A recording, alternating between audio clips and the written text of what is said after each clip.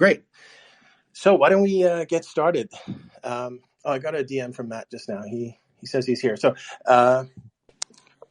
Hey, Hans. there we go. Hey, How how's are it you going? doing? I'm good. You're the man. So thanks for coming. No, thank you. Thanks for inviting me. Well, today was very special because Matt, as you know, we're sort of Tracy and I and Undead, whom I invited as a speaker as well, who's now called Unrequited because his old account is still banned. And a bunch of us are really into this Russiagate stuff and have been for many years. And your thread today really spoke to that and sort of reflected in the topic or the headline for today's spaces, which is that the intelligence communities were basically coercing Twitter to promote the Russia hoax. I mean, I guess that sums it up, especially your first thread today. Was that how you saw it as well? Yeah, I think that's a fair interpretation. I think there were some key passages that we found in some of these emails. There was one I thought was really striking where one of the senior executives for Twitter meets with the Senate Intelligence Committee, and he comes back after the meeting and tells the rest of Twitter that Warner is under pressure. This is Virginia Senator Mark Warner.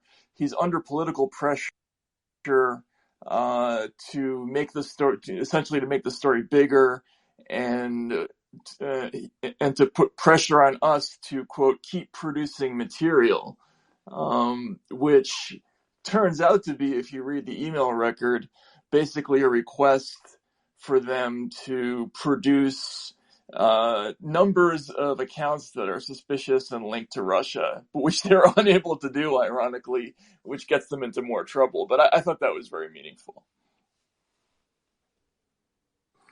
Right. And then your second thread really got into the fact that it wasn't just one agency. It was all of them. They were all making their requests and pushing for people to get banned and so on. And I think the point you made, which is so important for everyone to really take in, is most of this stuff, most of these abuses happened on Trump's watch.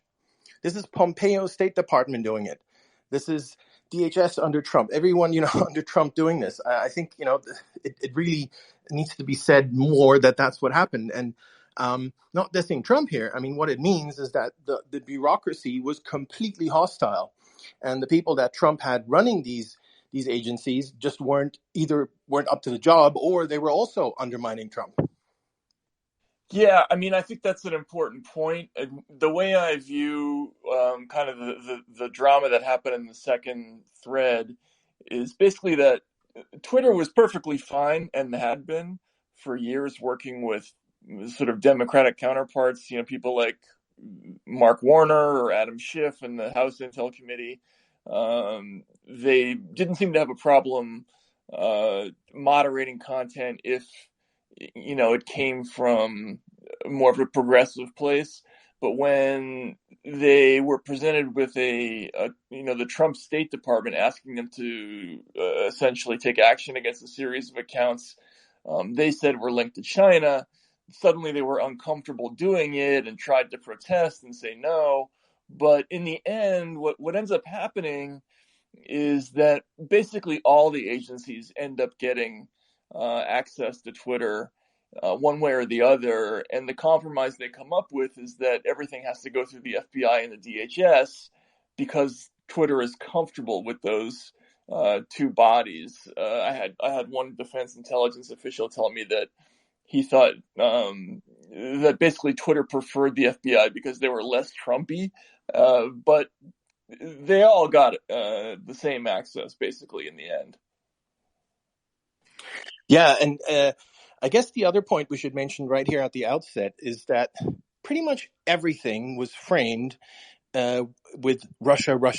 That's sort of that was the opening gambit, and that's what opened the doors, and everything that happened was somehow blamed on Russia. And we're talking 2016 all the way through to, well, even more recently, Ukraine war and so on. So that's sort of the it's the magic word, isn't it? It's the Aladdin, cave open. So Twitter opens up as soon as you say Russia, Russia, and you just see that happening again and again. And there was one of your tweets contained a message which was sort of totally contradictory, but really showed how important this Russia, Russia thing was or is to the agencies who are trying to get in and trying to get people banned, is when they claim that Russia has some disinformation thing going on where they're trying to promote the lab leak theory. That's Right. the Yeah. exact Yeah. opposite of what Russia would be doing. Russia even signed a memo together with China, an official one. She and Putin signed it, that says absolutely no lab leak. This is all natural, which of course Putin, just signed because she wanted him to sign it. But the idea that Russia would be promoting that is totally ludicrous. Yet they put that in there because they knew that would open the door. Yeah, absolutely. Like Russia was a magic word for all these agencies. I mean, all they had to do was really invoke the word Russia, and people at the company would be afraid to publicly cross anybody who said anything was Russian influence, even something as ridiculous as what you're talking about. The idea that it was a Russian-backed disinformation campaign that somehow led to Zero Hedge reporting about the lab leak or something like that. It's absurd, but the degree to which it had seeped into the culture of not only of the agencies but of NGOs and private research labs that were doing this work. I thought it was really expressed by Clemson, the Clemson's media forensics lab, sending them a note saying, "You haven't done a Russia attribution in a while," like as if there's supposed to be a regular amount of them. And even Twitter thinks that's ridiculous in these emails, which is amazing. Hey, Matt, this is Tracy. It's great to meet you. Thank you for all your amazing work that you've done over the past couple years. Thank you, Tracy. It's been a real breath of fresh air to see someone who's, I guess, ideologically different than many of us tell the truth. It's been refreshing. So Nice to meet you. Thank you. I wonder if you'll agree with me when I say that this Twitter files that you've dropped tonight, at least to me, is one of the more important ones, because they based an entire soft coup attempt, for lack of a better word, against a sitting president on the fact that there was Russian disinformation spreading across Twitter, the fact that Russia was behind the DNC hack, the fact that, the Mueller investigation revolved around the fact that Russia had Twitter bots doing things. And you know what I mean? And this, we learn there really was no impactful Russian influence operation going on Twitter. And we had people from the Senate Select Committee for Intelligence, and then later on the HIPSI after Devin Nunes had left, telling Twitter to fabricate this, and it fed the underbelly of everything. Do you agree with that? Yeah, basically that's what happened. Twitter did an internal review. They initially came up with what they did. What they did initially was they took all the data that Facebook turned over, both to them and to the SSCI, as you mentioned, the Senate Select Committee on Intelligence. And Twitter was sort of mad because Facebook made this decision that they were going to go out in public and say that they had Russia-linked accounts on Facebook, and they not only shared their data with Congress, they also shared it with Twitter, which was sort of like dragging Twitter into a mess with them. So Twitter was upset, and they kept trying to say that they didn't have a problem, which they sincerely believe they didn't have. And they initially took the data that Facebook turned over, which was when they finally looked at it, it was something on the order of 8,000 accounts initially. And they searched and searched, and they did manual reviews ultimately of about 2,700 of their best suspects. Got down to 22 accounts that could say were very high risk, and only a few of those were definitely linked to Russia. And of those few, 2 of them were Russia Today. So they really didn't find anything. And the Senate Intelligence Committee was furious. Warner held an immediate press conference denouncing their response as inadequate on every level. which is strange because if it's a fact-finding mission and those are the facts, how could it be inadequate? But they took the hint. They commissioned another task force internally, which also didn't find anything. And then it was only later, eventually, that they kind of gave in and decided to bring in an outside law firm that found more accounts that they could sort of claim were linked to Russia. But they didn't find anything for months, and but they eventually had to say otherwise. They even used the Russian bot infestation excuse to try and shelve the Nunes memo from being released. I mean, this went so far deep into what has now become known as Spygate that I'm sitting here with my mouth open like, wow. I mean, then from there we had the 300 that you spoke about, those 300 accounts that were banned. I believe that was election integrity that they were talking about. They had mentioned the word voter fraud at some point in a tweet somewhere, and then were highlighted. I did an analysis of those Twitter accounts before they were banned. They barely even tweeted about any of the things that were attributed to them. So what's the bigger picture here for you? Why? Well, I think it's obvious why. I mean, there's an email in there where one of the Twitter executives reports that Warner is taking cues from Hillary Clinton, and Hillary Clinton was saying that September, that she had been the victim of a virtual Watergate, and that Twitter needed to stop dragging its heels and come to terms with the fact that its platform had been used to stage cyber warfare operations. She used those exact terms. And so Russia became sort of a catch-all excuse to do two things. Number one was to explain the loss of Donald Trump.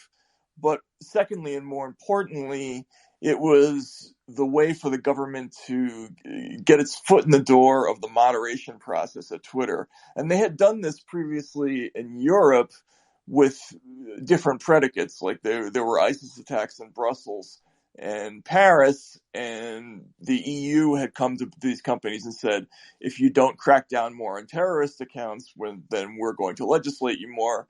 That's exactly what happened here, except it was a different threat. It wasn't terrorism, it was the Russian meddling threat. The difference being that it was kind of non-existent in this case. And, you brought up the Nunes memo. I think what we're going to find is that there was a whole industry of people who were sort of outside experts who were taking data that they could basically claim had some vague indicia pointing to Russia, but nothing concrete. But they would say they were IRA accounts, and then all you needed to do was get a reporter to repeat that. And that's, as I think, we all know, that's not that hard in America. So that's how this whole thing was driven. Yeah, I think it's worth kind of zooming out maybe for a moment and kind of think where did this all start off from? And it started with the Hillary Clinton campaign.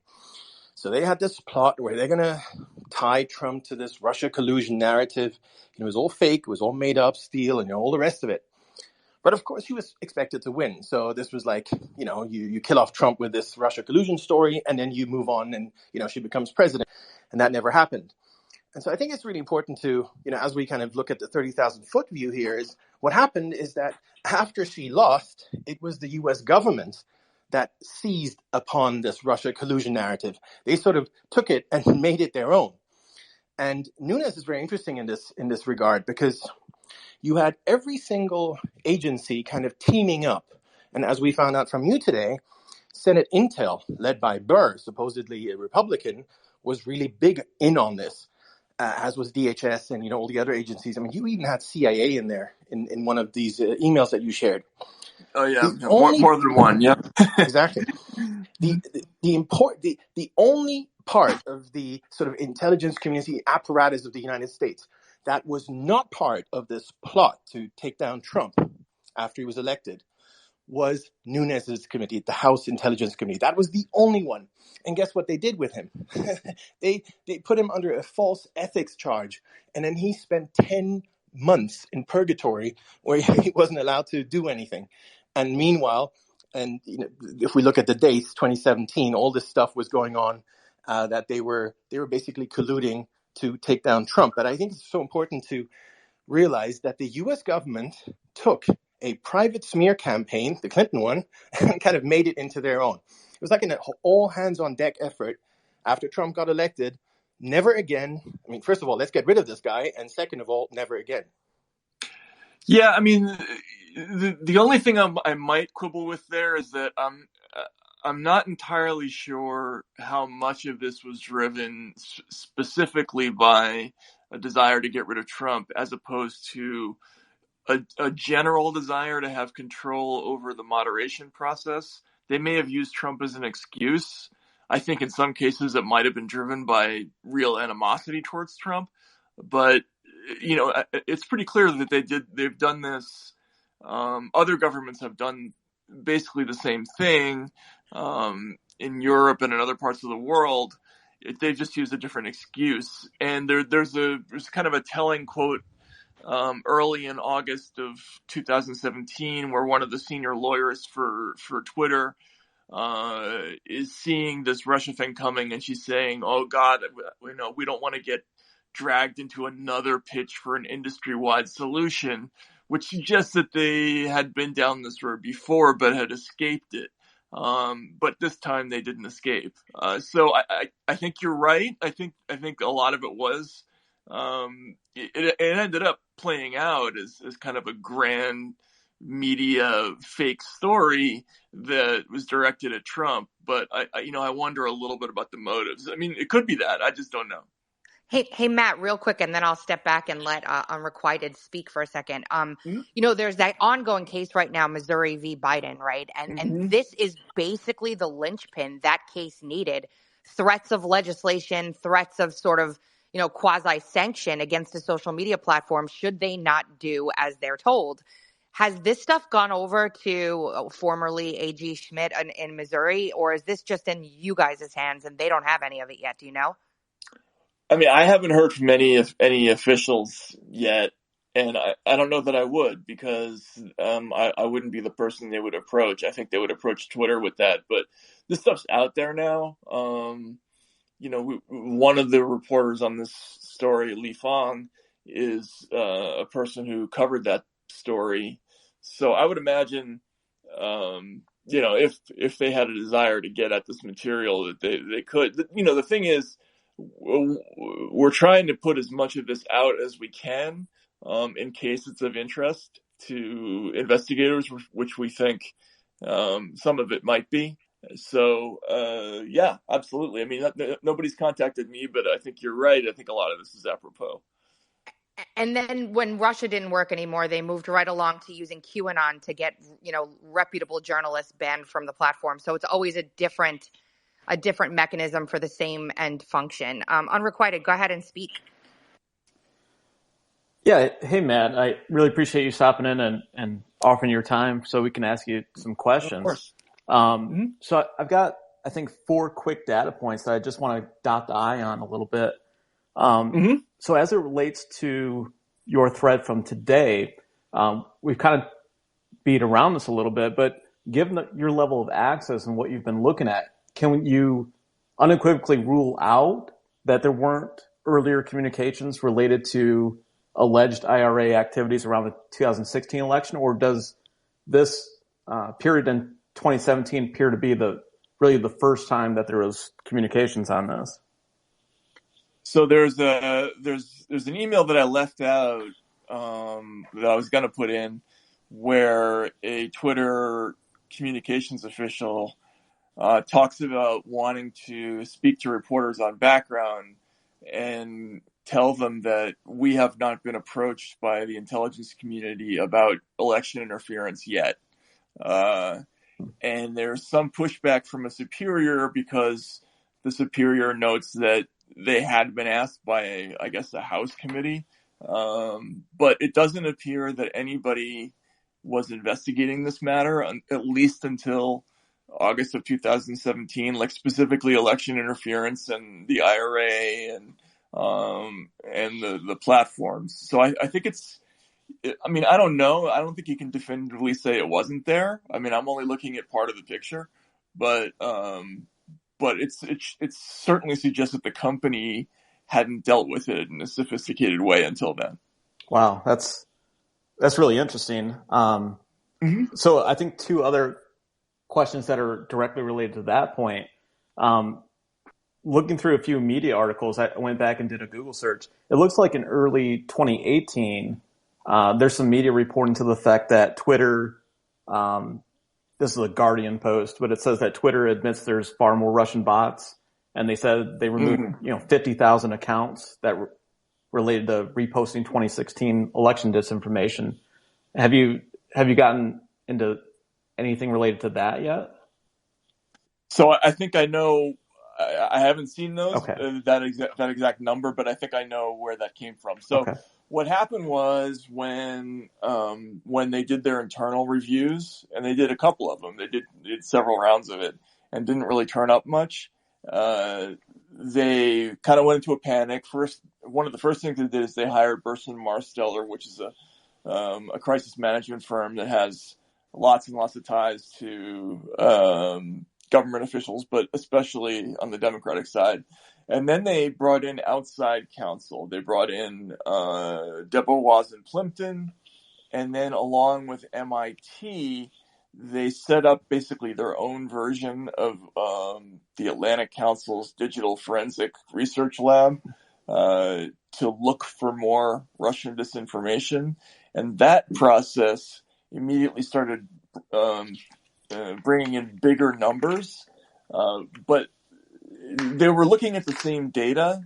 I think what they were just doing was using different terms to describe accounts as being Russia linked. But the reason I didn't report on that more is because I couldn't find enough to really explain what those numbers meant. All I know is that they were coming from outside counsel and from another university. And so I'm suspicious of that, because if you look at the history of these other labs, they're all doing the same thing. They're looking at stuff like retweet history and making conclusions based on things that are not particularly proprietary information. And I'm suspicious of that. Okay. And then I think one more question, sort of still related to this issue. Right around the time that your thread is pertaining to in late 2017, there's actually there's a story that's been out there. It's in the Washington Post. It never really got too much traction, but right around that same time, there was a group of researchers that had actually provided a bunch of work product to the Senate related to alleged IRA activities in 2016. And then magically, these same individuals that had reported on the alleged interference by Russia had turned around completely, and they were actually creating fake Twitter bots in the style of Russians that were retweeting the Alabama Senate candidate. And they called that the Roy Moore race. Project Birmingham. So I think that would be sort of interesting if there's any communications related to those accounts and how they differentiated those from what they alleged to be IRA accounts. Yeah, so you're talking about New Knowledge, I think, is the group. That's right. Yeah. And they managed to get quoted in the New York Times, and the Times never did a correction or anything, even after another reporter at the paper did a story on how the whole thing was fabricated. Yeah. So that tells you a lot about that whole process. But look, the thing about this is, and I'm not an expert. I don't have a cybersecurity background, but it's pretty clear from reading the back and forth between all of these analysts that basically they could make the data say anything they wanted it to do. There's even an email in there where one communications official is worried about the implication that we can even identify what an IRA account is, because then they'll expect us to do it. So they really didn't have any way of knowing, and they had very little concrete information to go on. But the key is that none of these accounts, except for a handful, were of real consequence. They weren't spending a lot of money, they weren't reaching a lot of people, and they had low engagement even relative to other accounts. I mean, there are stats in there that are really interesting, like, the Guccifer 2 account, Yep. only like 1.5% of its retweets were involved accounts that might have been linked to Russia, right? So that isn't what you'd expect, right? And there's just a lot of stuff like that makes you think that if there was something more there, that they would have found it. And that was actually going to be my last question for you. Would be on Guccifer 2.0. Do you see any communications? Do you see any requests from law enforcement agencies to get documents or direct messages, anything like that?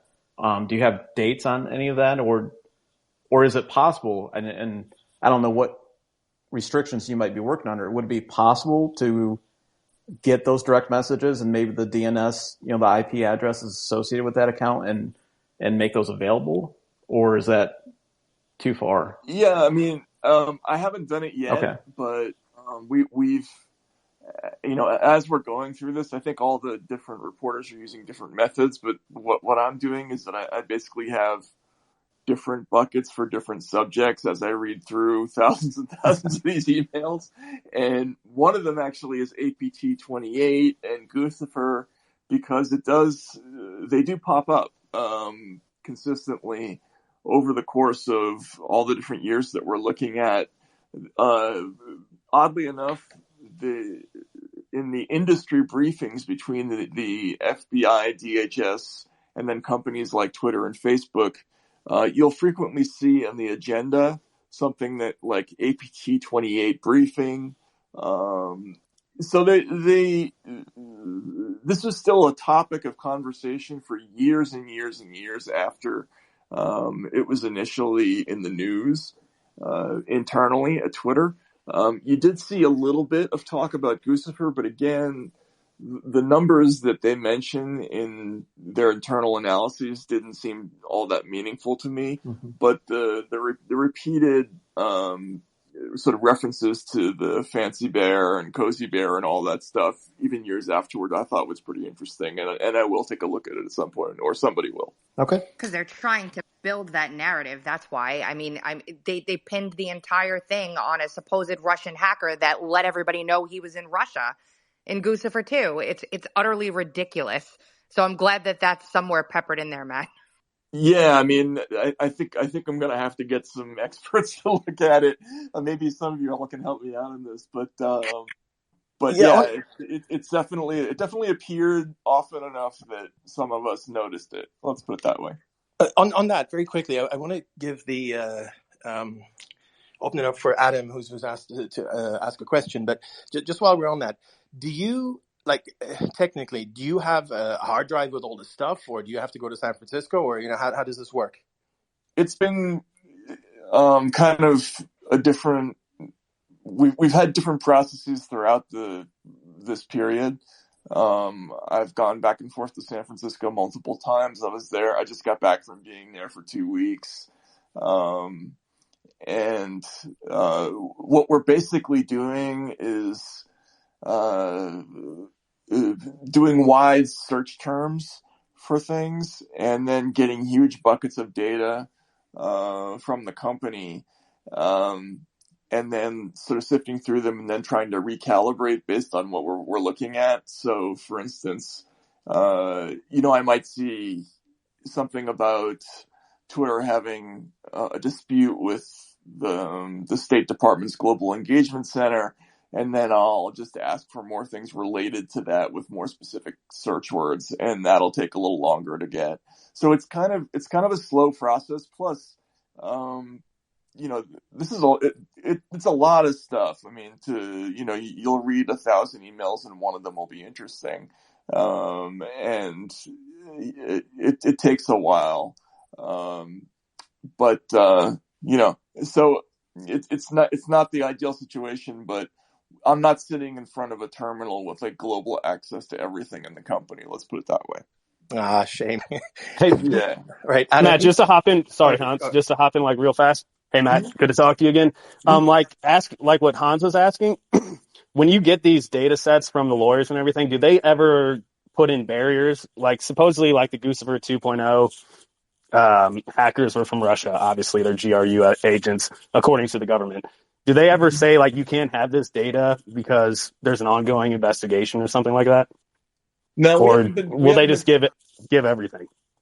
We haven't been told anything like that, and actually, some of this stuff I can't get into because it involves like the deals I made with the quote unquote sources in the story about the information. But we were all promised, I would say, pretty unlimited access to the material. Even things that you would normally not expect, like privileged documents. So we don't think that we're looking at stuff that's been vetted a lot. I don't know, but we don't know. I mean, that's why we're usually including a disclaimer. I actually forgot to put it in today that but there is a third party that's doing the searches for us, so we don't have total visibility into what's going on. Got it. Thanks. And if you give keywords, have you given Guccifer 2.0 yet? No, or is that on the I think someone to-do else list? might have, though, not me. Got it. So yeah, I'll check on that. Cool. Yeah, Thanks, that would be great, fantastic. That guy's he's sort of at the core of it all. You blow up that hoax, you blow up everything, because we all know how this went. Like, Trump colluded or whatever, and then he didn't collude, and then it always comes back to, but the Russians hacked the DNC. That's sort of the final resort that the media and Democrats and whatever always come back to. But the Russians hacked the DNC. And if you can blow that up via Guccifer 2, then, everything is gone. Anyway, sorry, it was Adam, go ahead. Hi, I want to do a quick sound check because I'm on a different headset. Can you hear me okay? We can. Okay, perfect. And thank you so much for including me, Hans. I wasn't going to do this. I was just going to be a spectator, but I'm thrilled to have this opportunity to respectfully ask Matt a whole bunch of questions. And Matt, in advance of that, let me say that you're fantastic. I've listened to your stuff with Walter very, very frequently, very often. So thank you so much. And if I come across, Walter's awesome. He is, and if he is, and we both have we're both kind of history aficionados. Because I spend a lot of time on that, and he's fantastic. And if I can just take another moment just to say that I'm delighted to see other people here. I see Jeff is here, fantastic, and I see Techno is here, and hopefully you're enjoying it. You're still newlywed, I believe, and I see Jordan here as well. So I did want to say hello to them. So Matt, I do have a couple of questions, and if I appear hostile in any way, it's not the spirit I intend. It's just my sometimes that's me. I can't help it. So please understand that. And if I can just ask initially, if Elon Musk said that James Baker was exited from the company.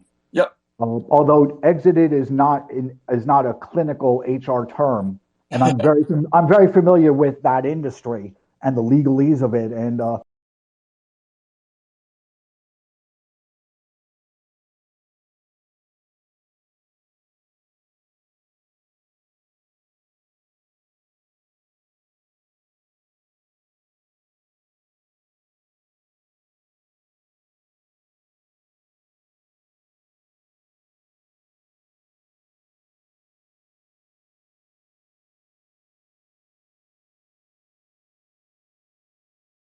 1,000 emails, and one of them will.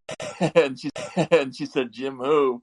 And she got a phone number and called it, and that's how she learned. But not me. Got it. So yeah, I'll check on that.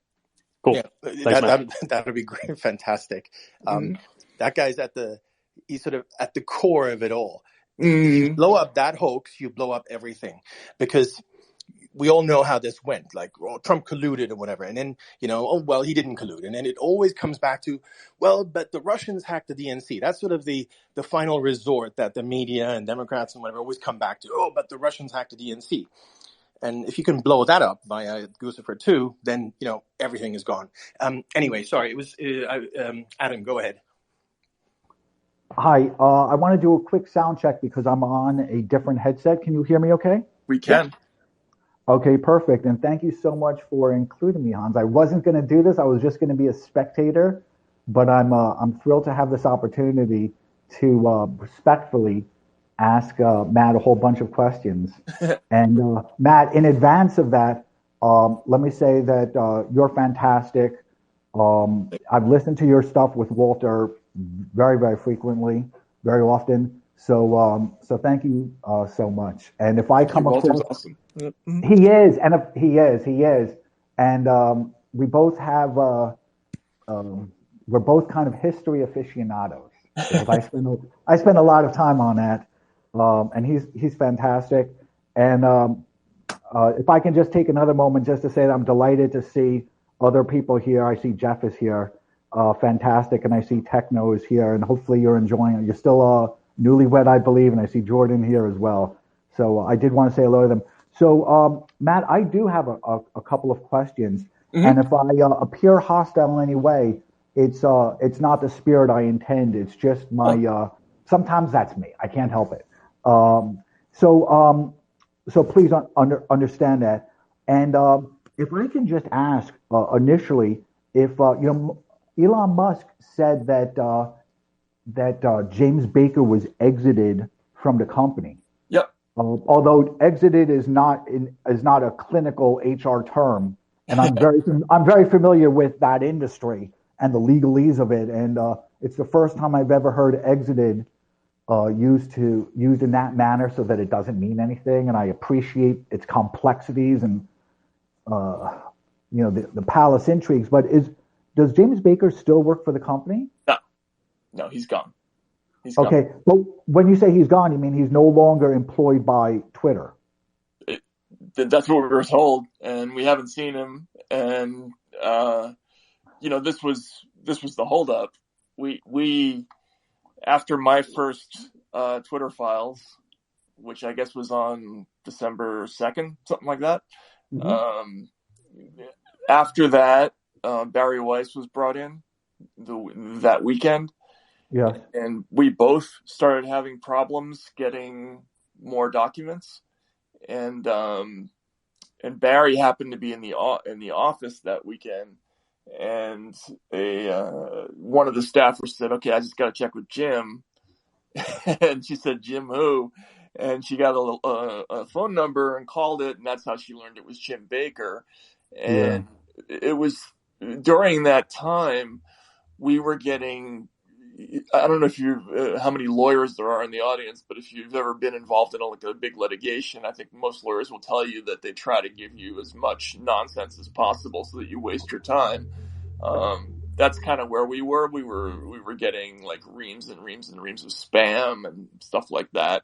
Yeah. And then we were told on the Tuesday after that Baker had been exited. And on the Wednesday morning, that's when real documents started appearing again. So I know he was there. I know based on a couple of data points that he was involved in vetting some of the early documents. But that's fine. I don't want to put you in a position where you're attempting to answer something that is incomplete. And I understand that that's difficult to do. So I don't want to kind of oblige you to an answer that may not, be correct. Exited was just an unusual term, and again, I understand that there's a lot of palace intrigue. So, do you know if he's with another law firm? I don't. Okay. I think if he were still at then, we were told pretty unequivocally he was no longer employed with Twitter, and I also think that it would have been extremely difficult for him to be there and for this project to continue the way it did. There was a pretty dramatic change in how everything went after that episode. So, yep. And you did, and you did kind of infer within one of your tweets, and in fact, I think even within even with listening to the spaces, that there were third parties. And I think within one of your tweets, the inference was that accounts that had been identified um, as meeting certain characteristics of it would be kind of handled almost in an offline type of way. And the way I would understand that is it would go to a DFR or it would go to a shop that would then kind of give it the environment of Twitter, but would do counter programming, would do water holes on it, and a much deeper analysis. Is this something that you're familiar with? Do you think do you think they were using an outside shop for that function? I think they might have been doing that initially. Again, we don't know. We're asking for documents, we're filing searches, and we're getting a whole bunch of stuff back. My attitude toward this is, until I get the sense that I'm being lied to, or that the material I'm getting is not revealing in some way, then I'm not going to dig too hard into that issue. It's the same thing about people criticizing us for, quote unquote, doing PR for the richest person on earth. Like, people ask, what are his motives? Well, I don't care what his motives are. I know what my motives are. I'm interested in finding out what Twitter was thinking, back when Russiagate was starting, and during the 2020 election, and during COVID, and all those things. And I'm definitely getting information about that. So as long as that continues to be the case, I'm not going to worry too much about the process. My impression is that they've been pretty cooperative so far. So, That's awesome. and Elon certainly has been. So, yeah. Yeah, he's awesome. I've been involved with Tesla for so long, and I've bumped into him at many times at the Sequoia LP, Christmas and field parties, and he's always been fantastic. Do you feel that there's been any continuing current ex-FBI agents that are still working with Twitter that have in any way influenced or made any type of intrusions into what's being seen and what's not? Oh, I would be shocked if there weren't lots of them at the company still, although I don't know how many of them have been fired, but there were so many FBI agents and former security officials at the company. In fact, it's funny. One of the first things that happened after Mark Warner held his press conference calling Twitter's response inadequate on every level is that they were suddenly flooded with job applications from former FBI and counterintelligence officials. And even throughout the process, when they were working with these task forces, sometimes the people that they worked for ended up asking for jobs, and some of them got hired. So there seem to have been a lot of them. I haven't been keeping account. I think some of the other reporters have been. Do you feel that they have been influencing what you've been able to see, or whatever requests you've made, whatever returns you get, whatever files have been made available to you? Do you feel in any way that there's been any kind of intervention? My sense is that if there's any intervention, it's more on the preventing litigation side than it is on the deep state side. So, I don't know. Again, I don't know. The process has kind of changed multiple times. And some of this I can't get into because it's sort of like off the record type stuff. But sure.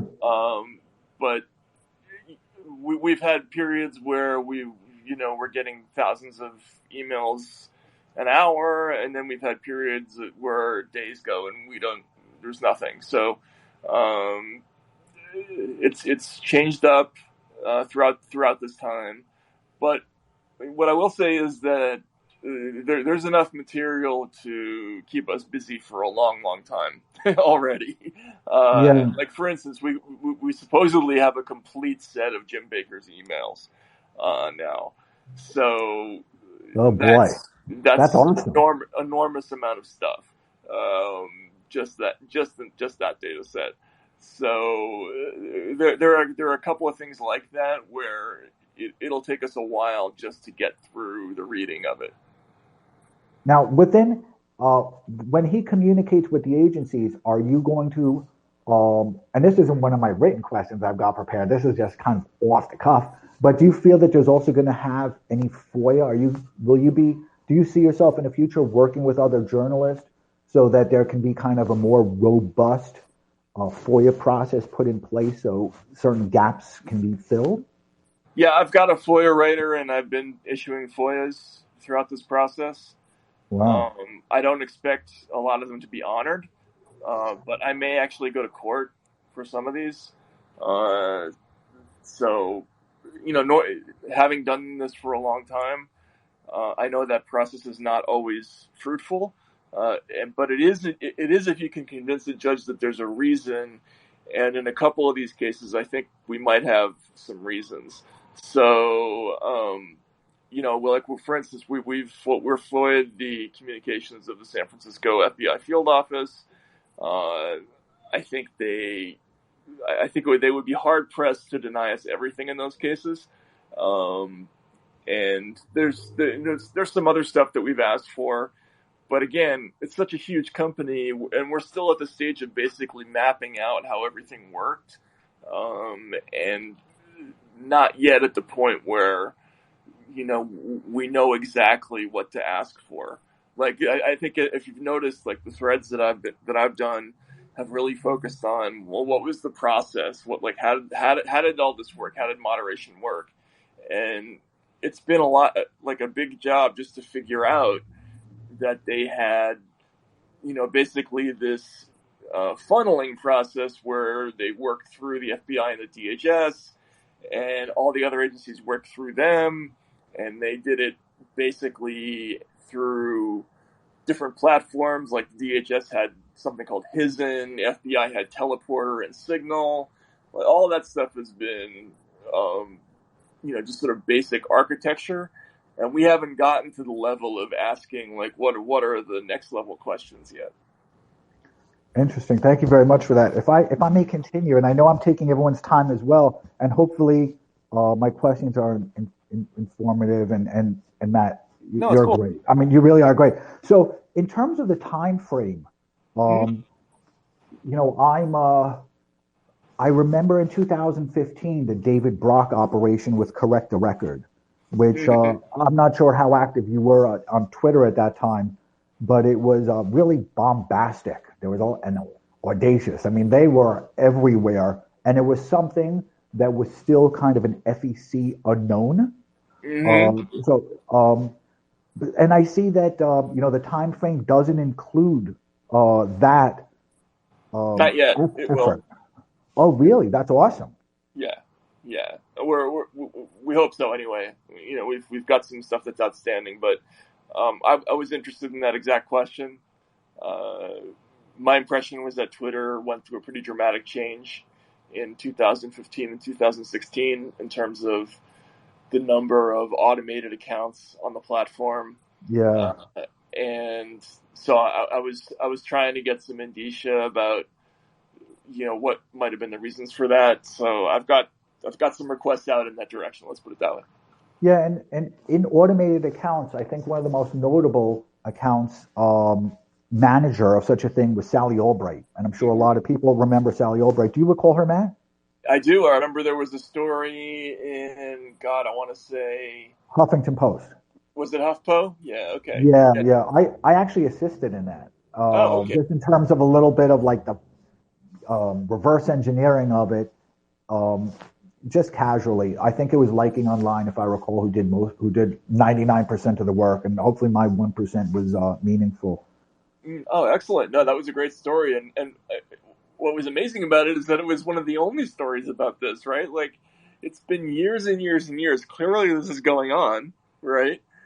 And nobody's done stories about, these domestic, clearly paid for trolling operations and clearly political ones. It's fascinating to me that's great that you did that. I'm glad you did. And Sally Albright was doing the same thing on Reddit, where she was using Buffer app to synchronize the activity of hundreds of inauthentic accounts where she was using the pictures of literally of dead people. It was very offensive when we kind of reverse engineered, or like an online reverse engineered, and we looked at the profile pictures she was using. Was just a horrible thing to do. I mean, it was beyond reckless of her to do. But she was so synchronizing a lot of bot accounts that she had created and giving them chats. Hillary is great, Bernie Sanders is horrible, that type of stuff. Right. And she was also doing it to amplify and boost Eric Garland. And I don't want to blame those people because I'm not calling them participants. I don't want to, suggest that. But they were Hillary friendly, and she was boosting that messaging. On Reddit, she was kicked off. Her entire operation was identified, and moderators kicked her off. Twitter was asked to kick her off. There was an outcry to kick her off, but they didn't. Right.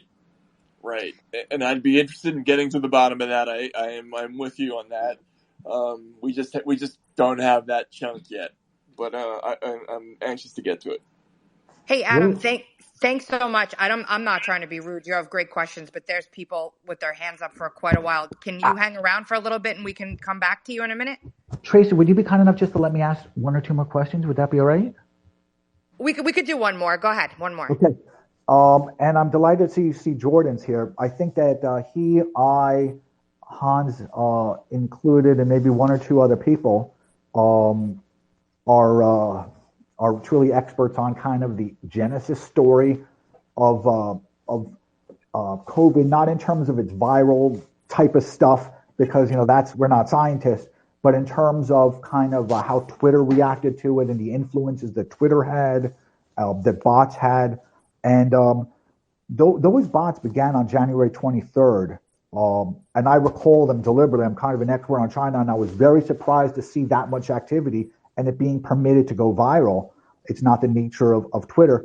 Do you think we're going to see any type of kind of a post-mortem or forensics on the earliest days of when we were seeing people have spasms and drop dead in Wuhan, and that was January 23rd and 24th of 2020, and those stories being permitted to propagate and diffuse until they were getting millions and millions of views, and it certainly influenced, of course, American responses and the perceptions and such. So, do you think we're going to see something there? So I can tell you two things. Number one, Elon is very interested in this question. It's like a priority for him to try to uncover sort of the mysteries of COVID messaging. Now, none of us work for him, so that doesn't obligate any of us to look in that direction. Like, as you can see from what I've been doing, I've kind of gone in other directions. But I know people are interested in it. One of the problems with it, though, and this gets back to what I was talking about before with the architecture, is that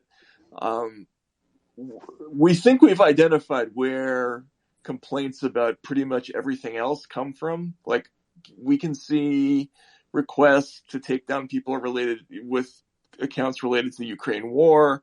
We can see Russiagate stuff. We can see domestic violent extremism requests. We can see, fake news, sort of Trumpian, misinformation type requests. But the COVID stuff doesn't seem to be coming through that DHS FBI route that I was talking about before. At least I'm not seeing it. So that leads me to think that it's coming through some other avenue, and we haven't found it yet. I mean, that's, but my frustration with this is that I think that if I could talk to the right fired employees from Twitter, I could probably figure it out pretty quickly, but I don't know who those people are, and we haven't had a whole lot of luck turning up where all that took place. If that answers your question. Thanks, Adam. That's awesome. Thank you. Cool. You're really generous with your time, by the way, Matt. Thank you very much for that. Thank you, Tracy. Harold, you're next, and then after you is name redacted. You guys can go in order. Matt, thank you for being here tonight. I've just got No, a thank couple you. of questions and a couple of answers for some other people.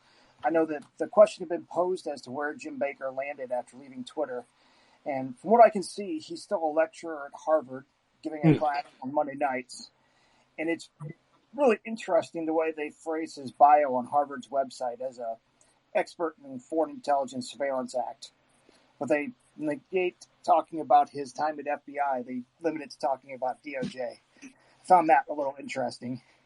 But as far as I can see, he appears to still be with Lawfare as a contributing editor there and very deep into Lawfare, which is why I'm particularly interested in seeing his emails while at Twitter.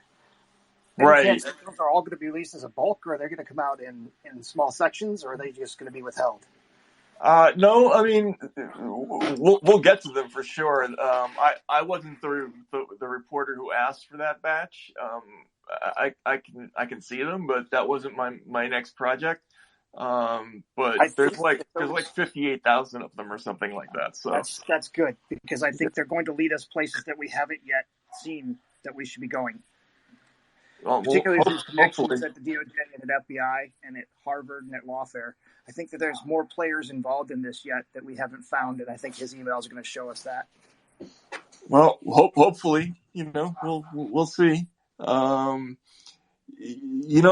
some lawyers are lawyers for a reason. Although he has a record of not being the most careful and most discreet lawyer, so he has a habit of showing up everywhere where there's a fire.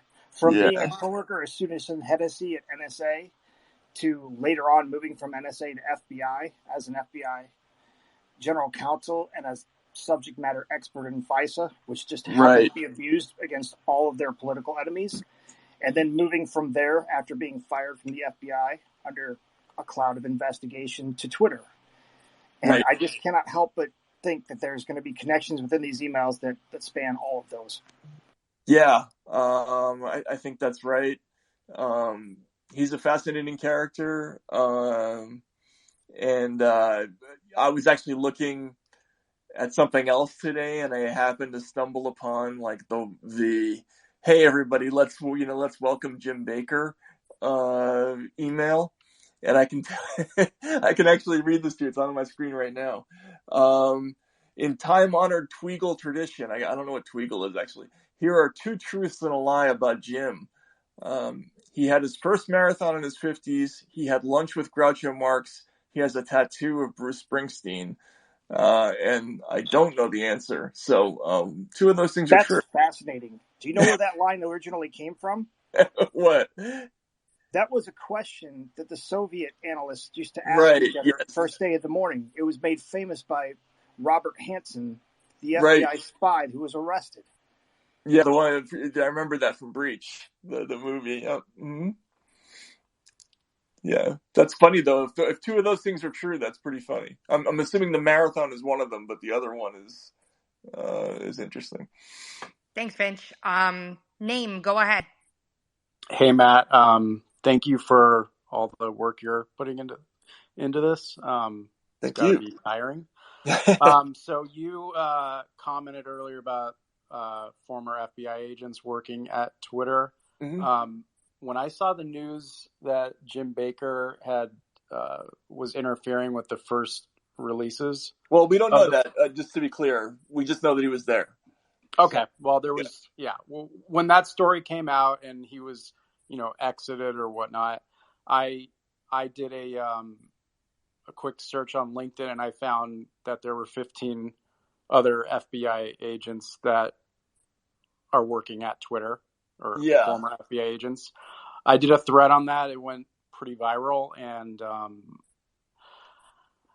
I think I saw that thread. Yep. Yeah, I think in one of your subsequent releases or someone else's, there was one email when Matt Williams had joined, and he had reached out to Jim Baker, and then I don't know if you had written it or someone else, and then there was also disclosure that the FBI's that were at Twitter had set up their own private Slack group. Oh, I didn't see that. That one I didn't know about. Is that Tracy? Is that right? Or am I just imagining? Oh, don't put me on. I remember that. I remember that. I remember that being yes discussed. I don't remember which Twitter files that was or who wrote it, but yeah, there was That sounds like Schellenberger's, but yeah, I didn't do that one. So if you want to follow me, I have a couple other things I want to ask you, or maybe can help lead you to other things. Is it at name redacted 247? Oh, okay. So I did three threads. The first one was the FBI, and with all the former FBI agents at Twitter. The next one was Facebook, which I think is even bigger of a story. The head of trust and safety there is a former CIA officer, 17 years. His name is Aaron Berman. I don't know if that's the name that you redacted in number 16 of your thread today, but I know that him and Yoel followed each other on Twitter, and Aaron did have a Twitter account and tweeted that he's friends with trust and safety at Twitter. No, I don't think that was the right person. That was the same person. There are a couple of other people that Yoel was on the horn with pretty frequently. Okay, so one other thing I want to just throw out there is the heads of trust and safety at Google and Facebook are all ex-CIA. And they're in the threads, so I'll DM them to you. Excellent. And my suggestion, I mean, I don't know how many things you're working on, but I would definitely, if I had access to what you did, I would be looking at email communications between trust and safety in all three companies, because these are ex-CIA officers, and while Yoel and Twitter are getting inundated with requests from FBI and other agencies, were they also getting sort of like, played or, from the people at Facebook and Google? We've seen a little bit of that where there'll be an informal communication, like for instance from an old FBI colleague to Baker. There's a CIA person who was pretty high ranking on at Twitter who would occasionally pop into the trust. I think that's Jeff Carlton. No, I wouldn't say it even if you got it right, but that it wasn't it. But because I don't think it's out there, and I'm a little nervous about outing. If it's not out there, I wouldn't say it. Yeah. So, but the company they joked about it internally a lot on email. They were really indiscreet about it. But he would pop in every now and then and sort of say things during moderation discussions and make suggestions. But honestly, I'm not seeing that kind of takeover from within process. It's really much more overt. It feels like to me. The one thing I will say is that there seems to have been somebody who's like advised them on how to phrase their terms of service in certain areas, which is something that governments in other places around the world have done. Like there's been coordination between law enforcement officials and these companies and to guide how they write their terms of service. And then what you get is the same thing you see with Twitter, which is the FBI in every single communication says, we think that this violates your terms of service. Yeah. Or that so-and-so is a state actor intent on performing cyber operations, which just happens to be exactly the language they use in their internal guidance. So that's interesting. We haven't found exactly how they got around to, came to write all that stuff themselves internally, but I wouldn't be surprised if there was some input there. But the thing, they don't have to be really covert about it. Like that's the thing that's so crazy about this story is that they're openly saying all kinds of stuff, like they aren't concerned about trying to keep it on the down low. We want you to take this account off. Adam Schiff calls up and says, I want you to take this journalist off. Like, I mean, it's much more low tech than you would expect. They obviously got pretty comfortable because they were meeting the FBI request for so long. So Oh, started hitting him up. Yeah. And no accountability at all. Right. I just think I really would check out. I'll DM you the thread on Facebook. I would really check, because Aaron Berman put a tweet out. His account is private now after my thread. But he tweeted out, a message, to my friends at Trust and Safety at Twitter, thanks for all your hard work, blah, blah. I would really take a look at any communications coming from Facebook, specifically Aaron Berman, to anyone at Trust and Safety, because he's a former 17-year CIA analyst, a very high up guy. So interesting. I will definitely take a look. Thank you. I appreciate it. Thanks for your answers. Thanks. Thank you. Name redacted, and thanks for that super great thread you did a couple of weeks back. Thank you. Tara, you're on, and sorry for the wait. No worries at all. I don't mind. And the questions have been, everything. And Matt, thank you for your time, but the questions have been phenomenal. You guys, it feels like you're taking the thoughts right from my mind that I've been wondering this entire time. So it's really cool to hear it straight from Matt himself. I have just a couple questions, and I'll try to keep it short and sweet, but mainly, how does this importance compare to the rest of your career and everything you've done? And what is it like to deal with, if there is any backlash from your counterparts or other people in the field? Have you experienced political backlash or anything along those lines? Those are great questions. I would say that this is the in terms of, I've broken news before. I've done whistleblower stories and things that I thought were exciting at the time, but nothing like this.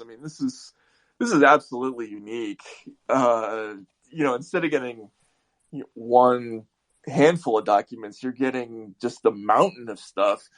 And I think, in addition to kind of the ability to sort of tell a secret history. I remember reading that book by Procopius once when I was a kid, The Secret History, and it's a little bit like that, right? It's like these documents are telling a version of American history that we missed for years, right? We just didn't get to see it. It's extraordinary. In that sense, it's by far the most exciting thing that I've covered. I've covered a lot of interesting stuff before, but nothing in terms of like the secrecy aspect like this. In terms of the blowback, some of that is to be determined, unfortunately. There's been a lot of weird stuff from colleagues that I've gotten, and the sort of mainstream media blowback on this has been way more intense than I expected, and I expected it to be bad. So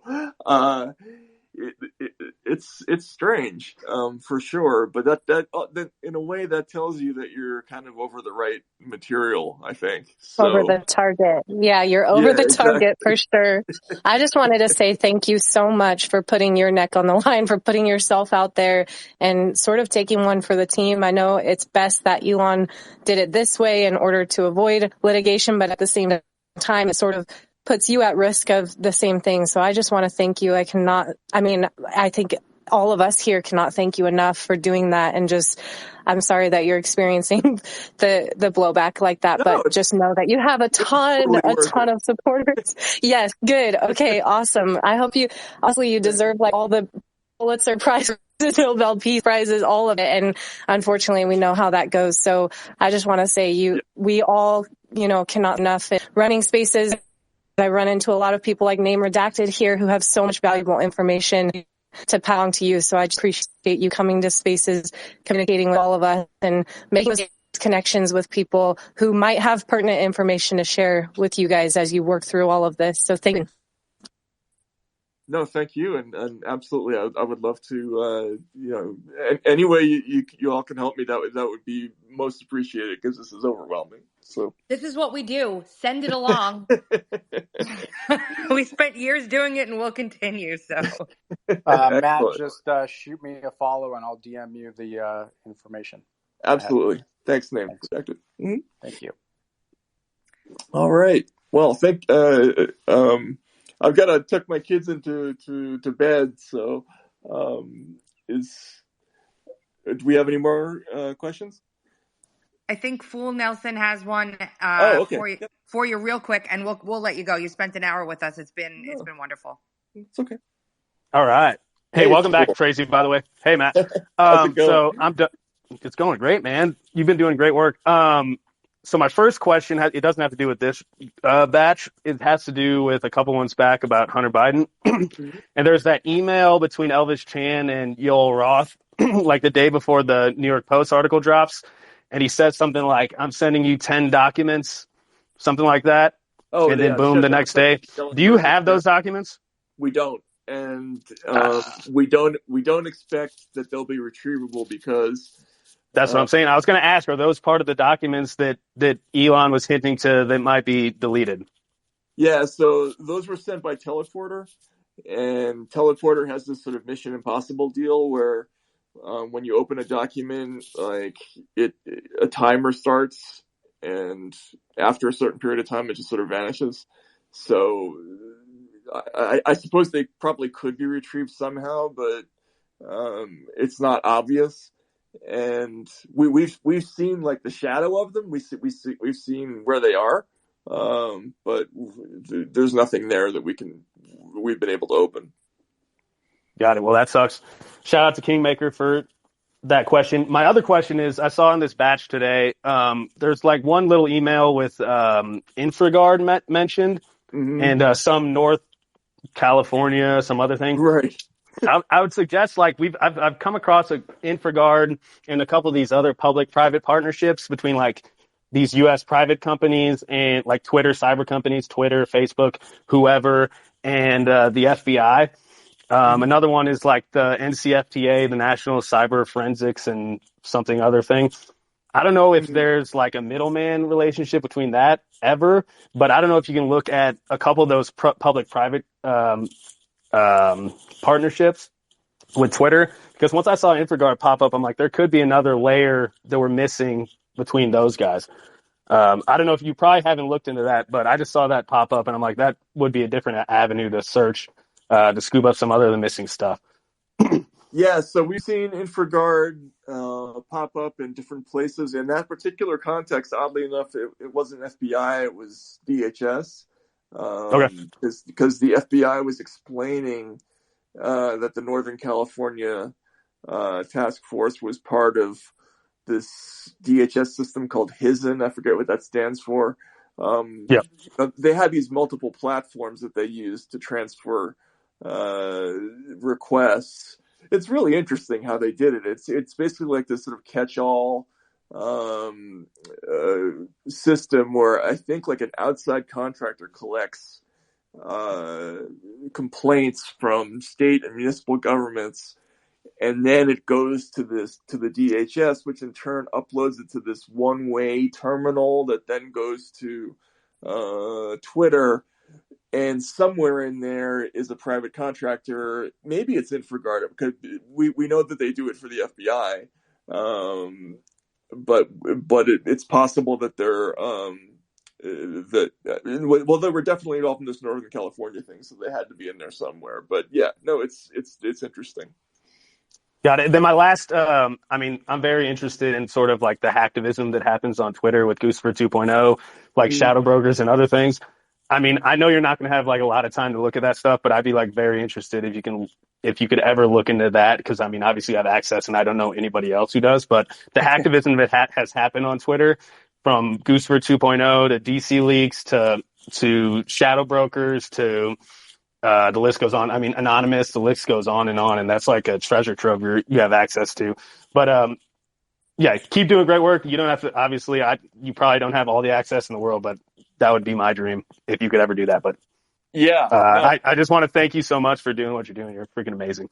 Thanks, Fool. Yeah, and by the way, you bring up an interesting question about those 10 documents, and I just got a text from a good friend of mine who makes a good point that actually I had forgotten about, and also I had been reminded of yesterday by an FBI agent who I interviewed a little while ago, which is that some of these forms of communication between the FBI and Twitter seem maybe to skirt legality because they're not preserving the communications.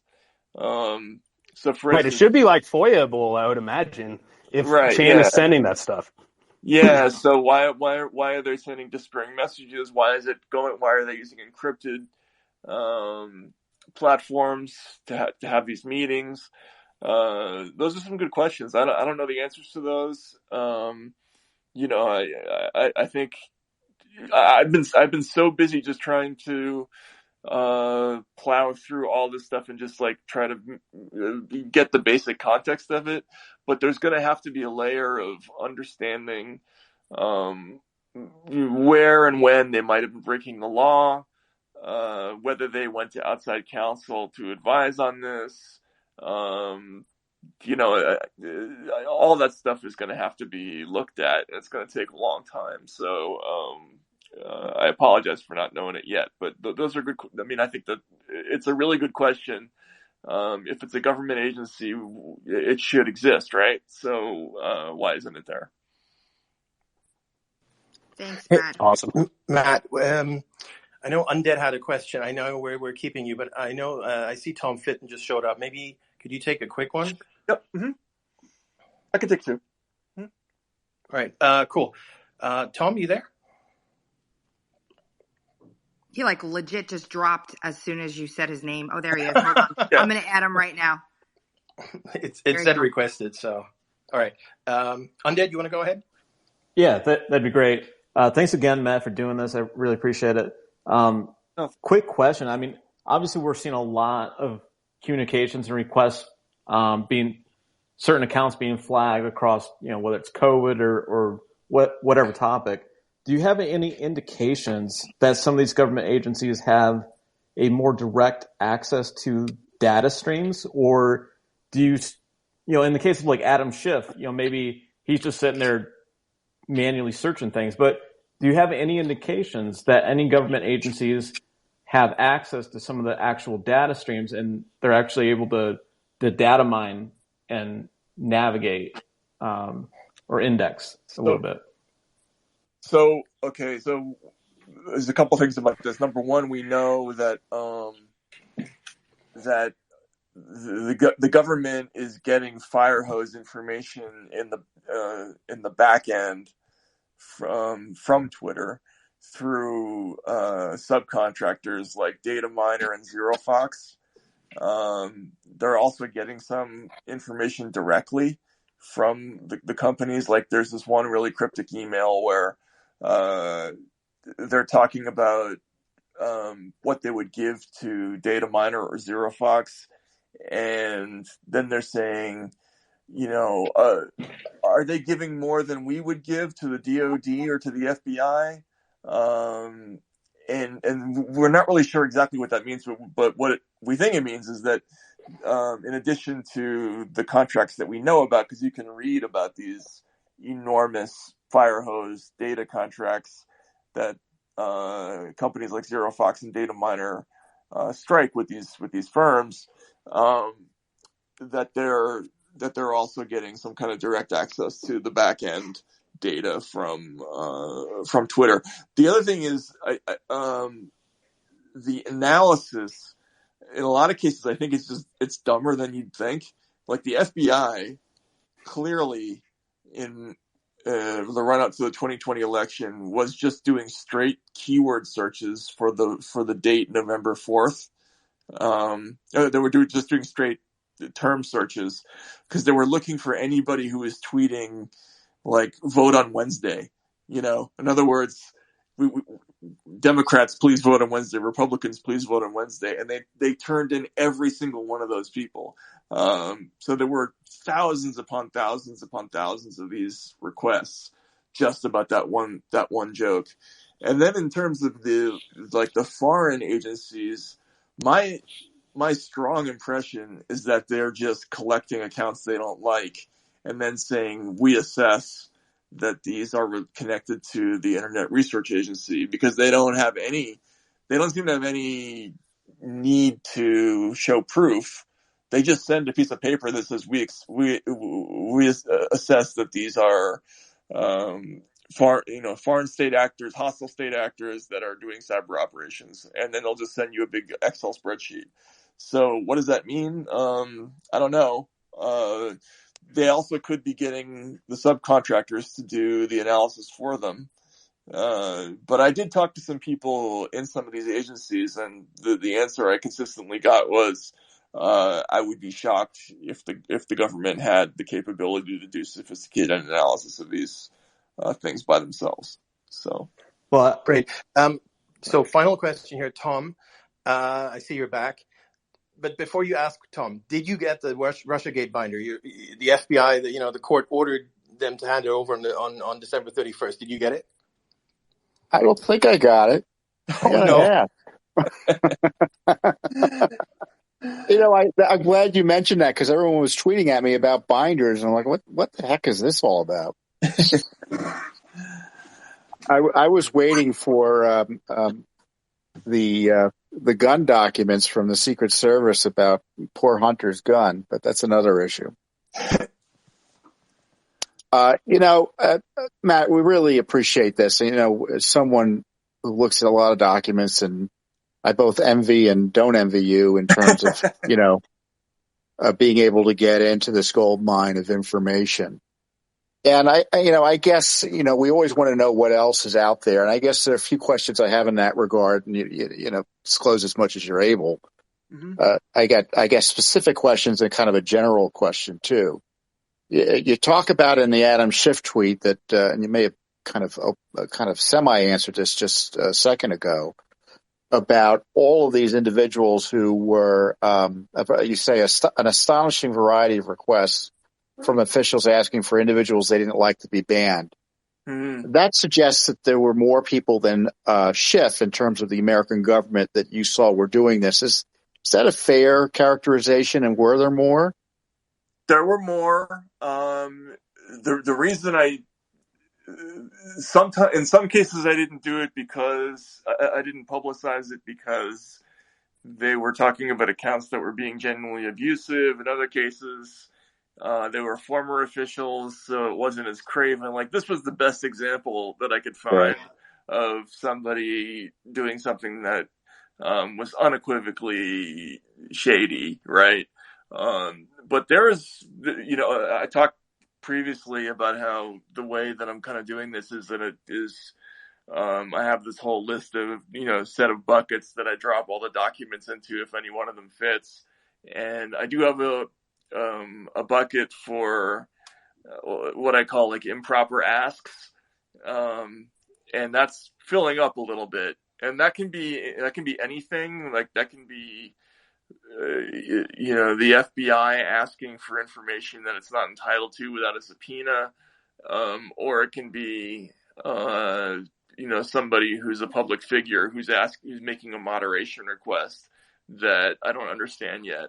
And so there's more of those, and there's certainly a lot of high-profile people complaining about stuff. Let's put it that way. There's a couple of people on MSNBC who are quite active in regaling Twitter with requests, but I haven't gotten to the bottom of what exactly those incidents are about yet, so I didn't put those up. But there's more for sure. But the Schiff thing is the worst one that I've been able to find. From what I saw, based on my experience at Judicial Watch, there's significant civil and criminal liability issues raised by these documents, not only for the FBI, but, for former Twitter management. And in many ways must be putting his own company head on the block in terms of legal liability here. But what struck me here as well is and I kind of want to get your insight as to what your visibility has been into the other companies, Facebook and Google and such, which, comparatively speaking, the censorious impact is exponentially greater at Facebook and YouTube. And what insights do you have there as to, was there significant pushback? Did you see that this is going to be a massive scandal if expanded to Facebook and YouTube, or is it, I'm interested in your insights there. Thank you. Oh, thanks, Tom. Yeah, I don't really. We only see it occasionally, like, in the planning for things like this industry task force. Facebook shows up a lot. We see Twitter kind of following the lead of Facebook a lot. Um, I guess that's to be expected because Facebook's a sort of a bigger company. Twitter internally, they talk a lot about how their influence may seem outsized because they have so many journalists in the platform. They're pretty cognizant of the fact that compared to Google and Facebook, they're kind of a distant third in terms of real world impact, which is one of the reasons they were upset in the fall of 2017 after being dragged to the Hill, because their impression was that they were grilled the second hardest, with Google a distant third. They didn't think that was fair, but we don't see a whole lot about what Google and Facebook are doing, other than occasionally they show up in communications about the government groups, the sort of joint government groups. And I will say that a lot of these communications have raised questions about, like, is this behavior that you would normally expect to see from competitors? And it doesn't seem like that to me, although, who knows, but it's very strange. But I certainly get the impression that Facebook is the alpha dog in this whole thing. Well, I'm sure the antitrust division will get right on it. Yeah, right. Let's all hold our breath. Thanks, Matt. You've been great to take this much time with us. Tuck those kitties in and keep doing this hard work. And honestly, if you have stuff you want to farm out, shoot us a follow, if you need help or whatever. I think that one of the things that somebody who I'm very friendly with in the journalism space said was, it feels almost like it's kind of funneled and it should be more kind of widespread, the access to this stuff. And I understand why they're doing it this way, so I don't necessarily agree. But if you are overwhelmed and you want a bunch of really damn ass good researchers to help you, there are a bunch of them up on this panel right now. So, well, thank you. I may take you up on that offer. It's getting to be a little overwhelming. I think, I can't speak for Twitter and for Elon, but I kind of understand the media strategy here a little bit. I think it's been, there's been a conscious decision to certainly to keep the story away from, like, mainstream media actors, which I think has been smart. But I don't necessarily see any reason why it can't be expanded to more people. There's more than enough material. So I'll definitely keep that in mind, and maybe we could collaborate some. fantastic. You have a great night, Hans. I'll let you speak last. It's your space. Goodness. Well, it's our space. Thanks, Matt. You got your kids, so yeah. Again, thanks so much for your time, being so generous with your time, and maybe we can do it again sometime. Absolutely. Thanks a lot, Hans. Thanks, everybody. Take care. Bye, guys. Bye. Hans, do you want to keep going, because I have so much crap on my mind right now? Yeah, no, I do as well. So first of all, I think if the stenographers of the world were, doing their job, they would, as journalists, they would listen to the past hour of this, or past hour and a bit, and write a story, because Matt broke a lot of news. I mean, the one that jumps out at me, like, immediately is, we got all of Jim Baker's emails. I almost fell off my chair here. Yeah. It was fantastic. And Matt shared so much amazing information. Not only that, but also about the process. I mean, he basically said that this is a free-for-all. He has not been kind of blocked in any way. And it's more about the technicalities of getting the info, because there's just so much of it. And he's kind of reduced to these keyword searches. Whereas you really need to be forensic at this point. You need to have a big team, like an accounting firm or whatever, and just literally go through every single email and message and whatever there is. Yeah, he's basically doing FOIA to Twitter, who's actually responding. Tom knows a little bit about that. I'm glad to be in a space where I can talk to Tom for a minute and not be cut off. That'll be great. Oh, it's your microphone, Tracy. Yeah, I mean, look, the thing that strikes me is the Guccifer 2 stuff, because literally what I think it was Fool that was saying before, if you if you can debunk, in quotes, the Guccifer 2 myth, the rest of all of Spygate implodes upon itself immediately. And one of the things I highlighted in my thread today was the fact that I don't know how many people realize that Jim Comey sacrificed the CIA to keep that under wraps. That's the decision that was made at that high of a level. He was granted, there was an immunity deal being worked out with Julian Assange from WikiLeaks where Assange was going to hand him where that information came from, and he turned it down in favor of letting the Vault 7 leaks go out. That's massive. So what do you mean by the Guccifer 2 leaks being a fraud? What explain that to me? I mean, I think I know, but it's been a while since I've been swimming in that. Yeah, so supposedly Guccifer 2 was a Russian hacker that was responsible for the DNC leaks, which were the first batch before Podesta's email came out, where we learned about how they were pushing out Bernie Sanders and, the internal stuff from the DNC.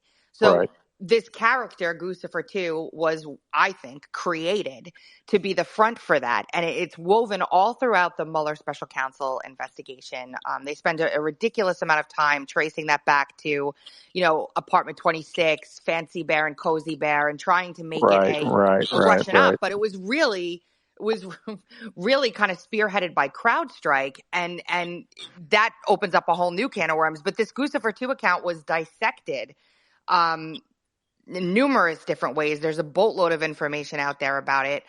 They never were able to come to any conclusion about it in any finite way in the Mueller report, other than to say, well, this is a Russian hacker. But Tom, let me know what you think, and everyone else up here too. A couple months before Guccifer 2 shows up, they go over to Romania and they grab Guccifer 1, who you're very familiar with, Tom, and they bring him back to the United States, and they have him in a room and they question him, and then they hand him a plea deal. He pleads guilty, and they ship him back over to Romania. So they extradited this guy over here to talk to him, to then just send him back less than 48 hours later to go back to jail in Romania. So weird. Yeah, what we found interesting about that was, some of you may be familiar that we tried to investigate what material was out there on the dark web. The dark web isn't a non-public area in the sense that people can't access it. It's just a difficult to public access area, and you can see elements of hacking activity because materials are posted up there and other things. And one of the things we noticed is that even after there were these arrests of the bad guys supposedly responsible for the hacking, is that the servers associated with that activity seem to be active still. And not only in Romania, but elsewhere. And we found indications that some of Hillary Clinton's material may have been hacked by the Russians, and including classified information. And we tried to share that, and we did share that with the FBI through Peter Strzok's operation, and they didn't care anything about it. So I thought it was interesting that they were more, that certain hacks were of interest to them, but others weren't, because obviously if Hillary Clinton's information had been hacked by the Russians, that would have raised the legal liability for Mrs. Clinton in significant ways. So it's curious, but this is all kind of a background for why they didn't want anyone talking about any of this in 2020 again, right? This leaks through into the Ukraine issue, and we see today with Schiff and the impeachment and his desperation to cover up his office's operations against Trump by censoring a journalist, our friend Paul Sperry and countless others. It's an incredible series of documents in that regard. It's been the same op the entire time. They just shift the reason is basically what it is. Harold, go ahead. Well, this comes back to not just Jim Comey, but the Senate Select Committee on Intelligence as well. Because we both know that Warner and Warner's lawyer, Waldman, was also involved in this. They had set up the Queen for a Day arrangement for Assange, which is what Comey killed.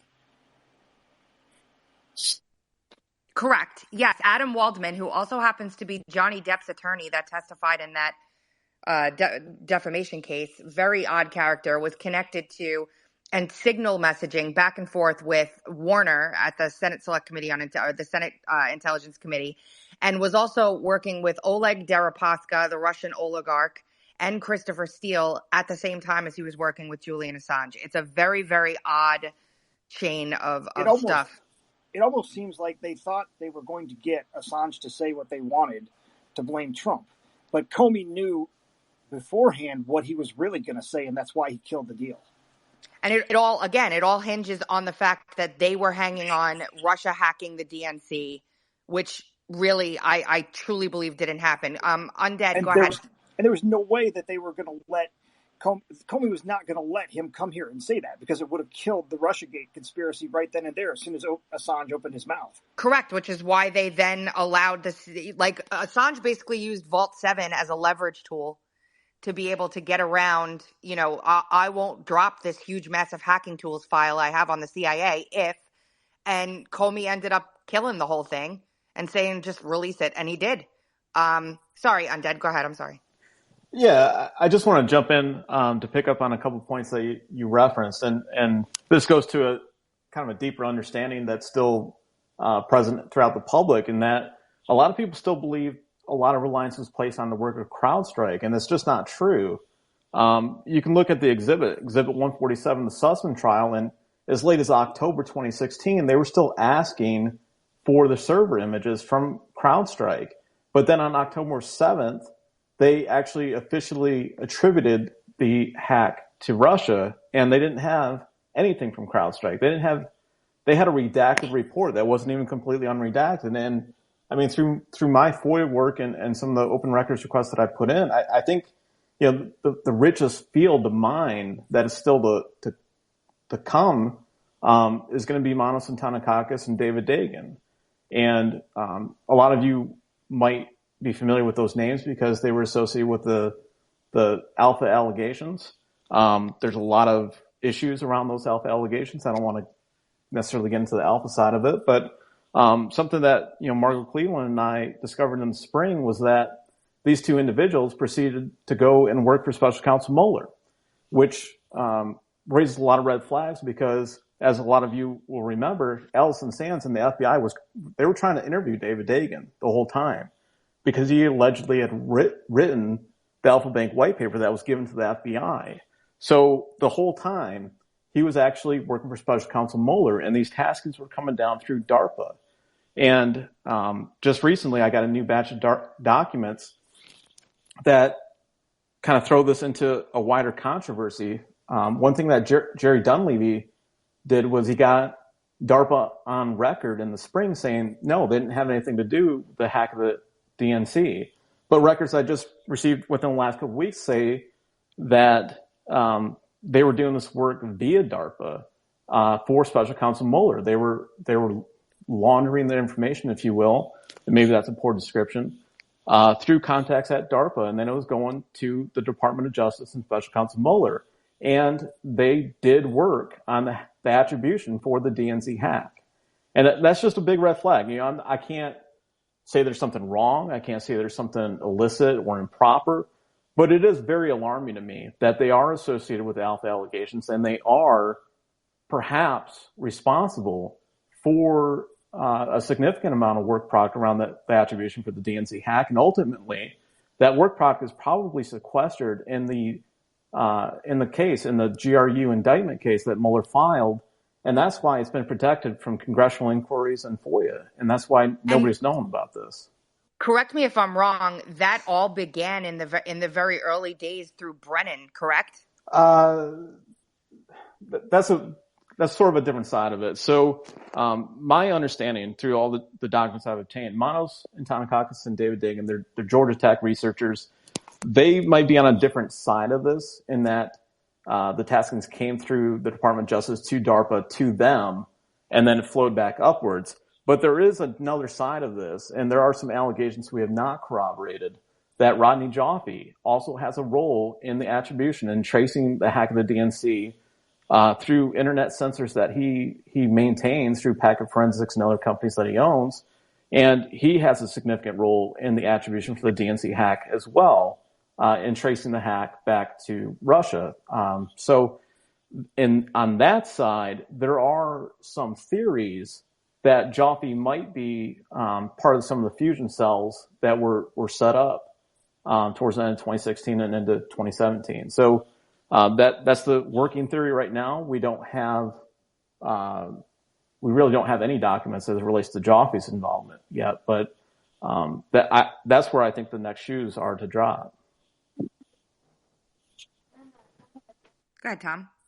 Yeah, going back to your initial point, Tracy, about the DNC leaks and such, it's important to kind of be aware of that issue generally. The specifics aside, is that the left and Hillary Clinton and the Obama operation and their allies that remained in place after Trump took office, they weave this theory that but for the hacks, but for that, Hillary would have been president, right? So, and they knew that in the meantime, they were also putting out this fake Russia information. Of course, they needed to maintain that falsehood as well by suggesting that one of the pillars of the Russia collusion smear with Trump, or one of the pillars of Russia's collusion with Trump, were the Facebook bots and Twitter bots and such, right? So the problem that the Trump administration had is that his appointees, being as unimaginative and as fearful as they are, believed all of that, right? They believed that the Russians, quote, interfered in the elections and these hacks were disruptive to the elections. Whether they're hacks or not was beside the point. They just believed it all. And so as a result, the entire intelligence apparatus and community happily said, oh, we're not going to let this happen again. And conveniently, not letting that happen again was also a code for we can't let Trump get elected again.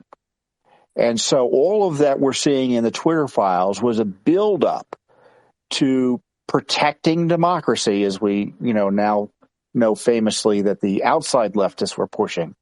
But internally, you had these deep state operatives with the support of Trump appointees who thought they were doing the Lord's work in censoring people based on their theory that Russians were trying to mess with our elections, and censoring the Hunter Biden allegations using that very basis as well.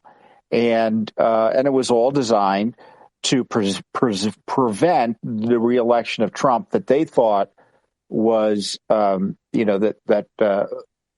should never have happened, at least his initial election should never have happened, but for, this internet operation being successful and this Russia operation being successful to get him into power. It's just incredible to see, the scandal is that you had Trump officials happily trying to censor material to try to protect Joe Biden from the consequences of his illicit activities. Well, I mean, they used it for the impeachment.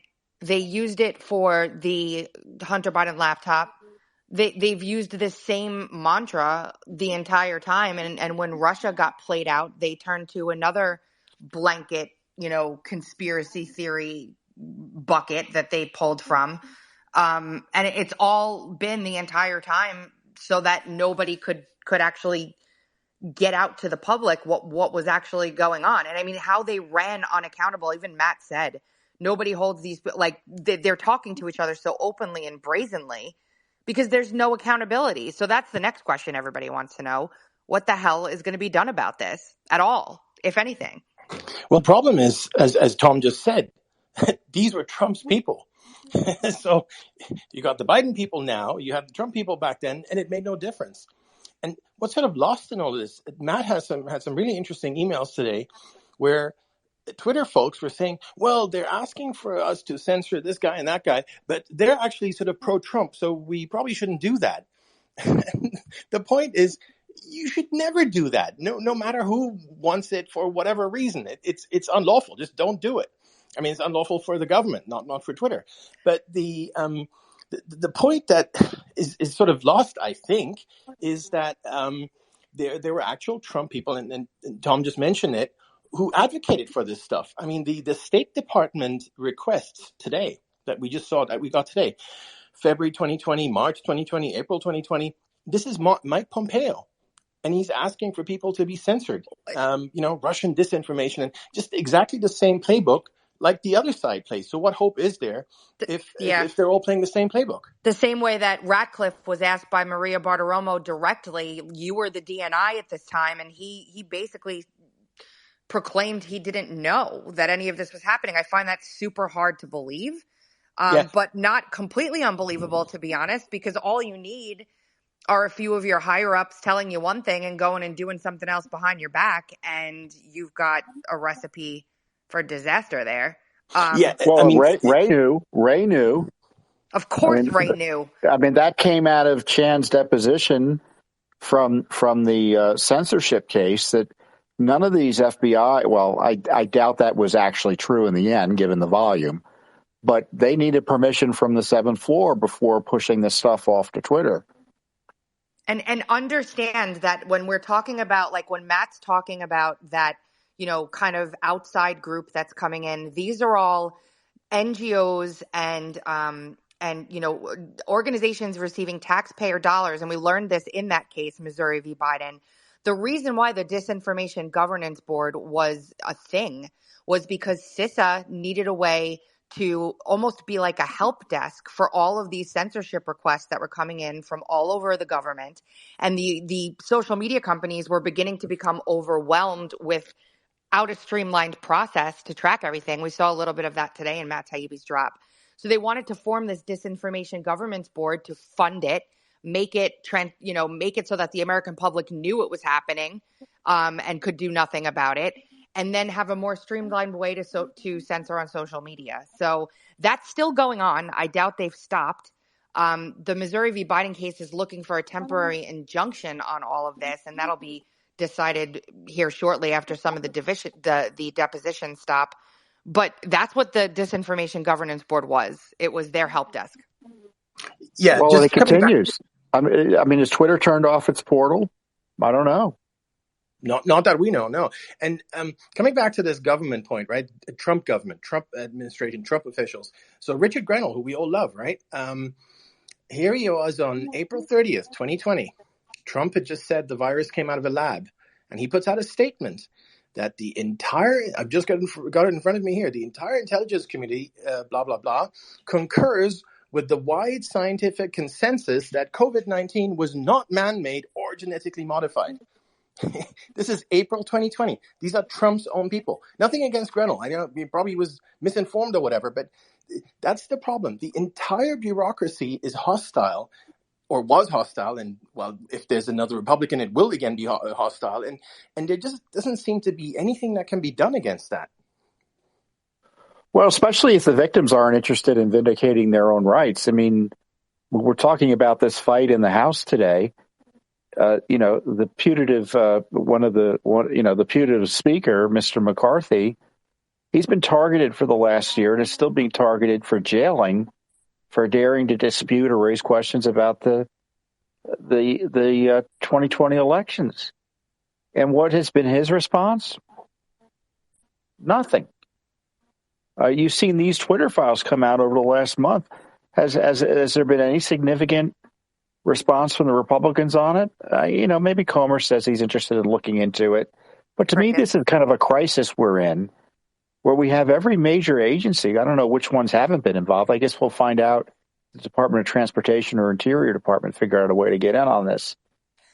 We're censoring millions of Americans in a way never seen before in American history. And there's this casual, no big whoop from the Republican leadership. No wonder, not many people are terribly encouraged by what they think is going to happen in the next 2 years in the House. Tom, one of the things that they found in Missouri v. Biden was that the CISA was coordinating with the Census Bureau to target Americans for censorship. So even the Census Bureau is involved in this at this point that we've learned through discovery. So it's insanity. And also, Tracy, the states were operating with CISA too, and that was clear today too. But we had seen separately. Well, you probably all know this California Secretary of State's case with D.C. Drano, They censored him. We found those documents. They got his account taken down. They caused a Judicial Watch YouTube video about the election to be taken down. Iowa, run by Republicans, tried to get our stuff taken down off of Twitter because they didn't like what we were saying about the way Iowa was maintaining its election rolls. So not only we have these federal agencies going in, but the states also had this direct input through these portals and CSAs you're talking about for so-called election misinformation. And as we can see, Twitter was kind of a resistor in some respects. The interesting thing about the Paul Sperry issue is that, Ciaramella is, those of you who don't know, he was the alleged CIA guy who helped impeach Trump with this Ukraine call information. And we weren't allowed to say his name on YouTube and Facebook. You couldn't even say it in Congress during the impeachment, but you could say it on Twitter. So, Twitter had, there was a little bit of an island of free speech on certain topics on Twitter, but, it became pretty clear when it came to election issues, they were clamping down. I was citing to a New York Times article, and they even censored that. So even the New York Times, draw through their censors. Well, let's get back to Ciaramella here for a moment, because Matt had something on that today in his first thread.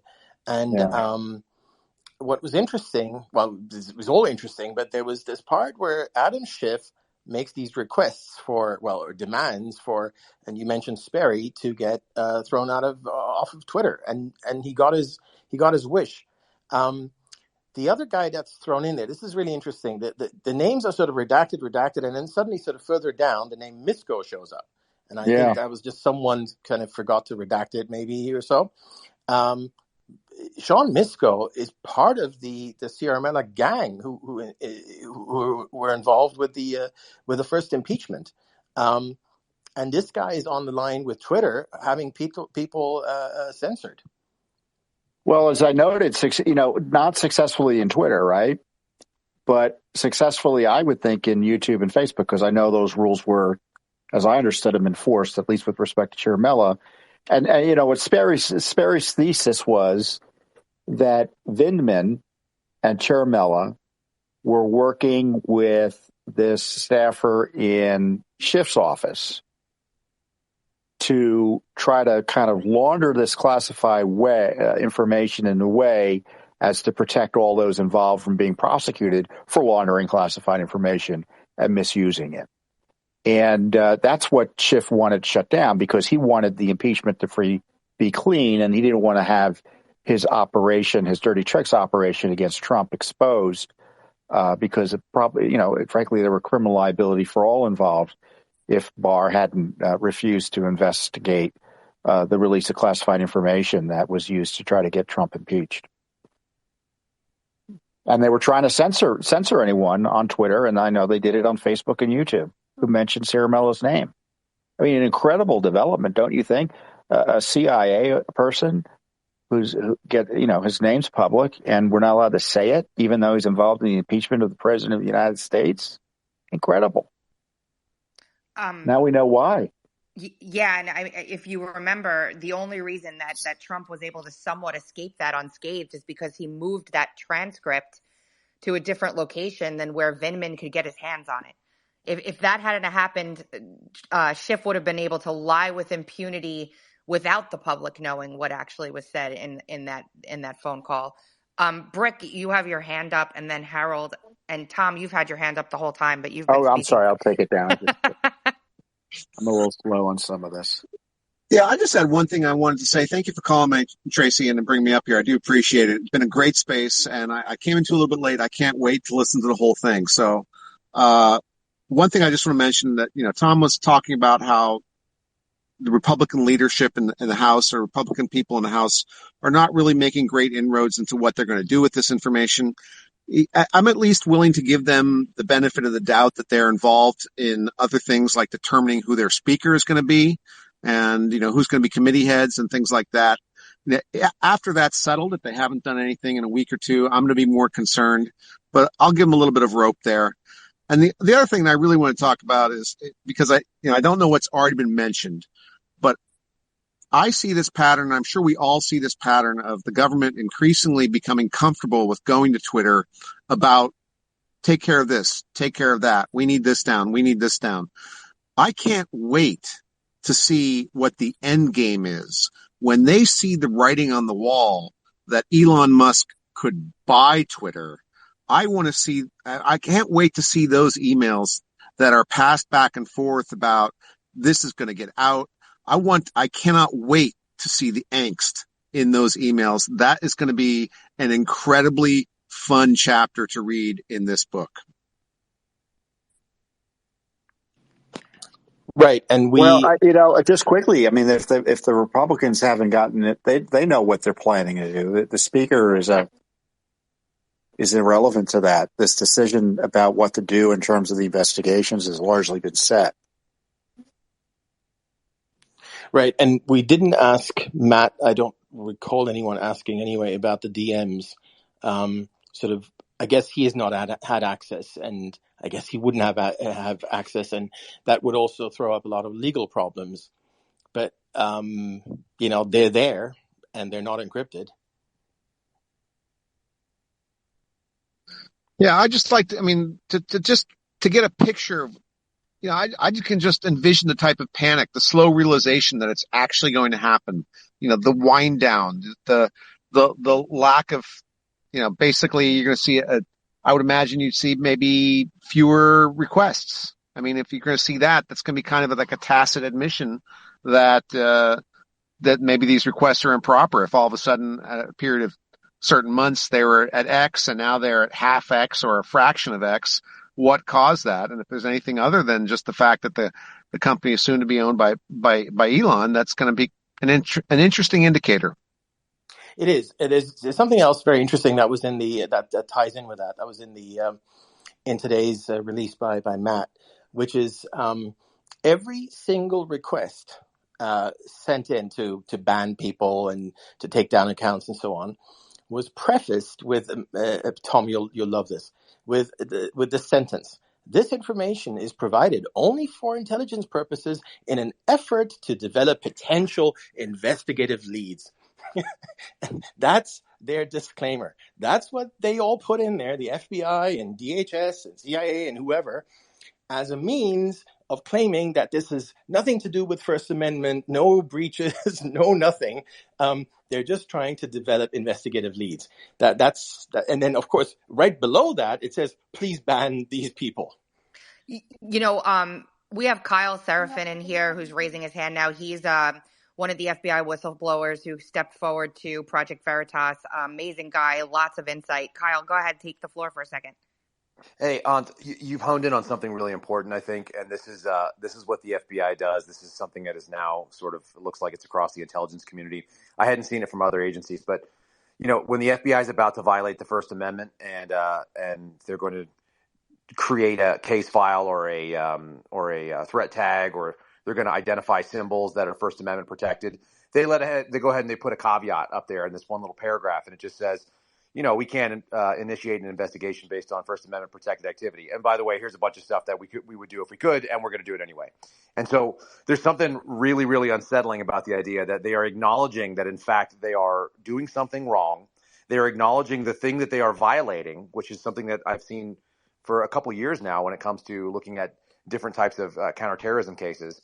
And they're going to just tread right past it, because those are lip service only. And what we see that is when you're talking about intelligence community people, because intelligence communities, intelligence agencies in general, especially domestically, are not necessarily charged with doing operational work.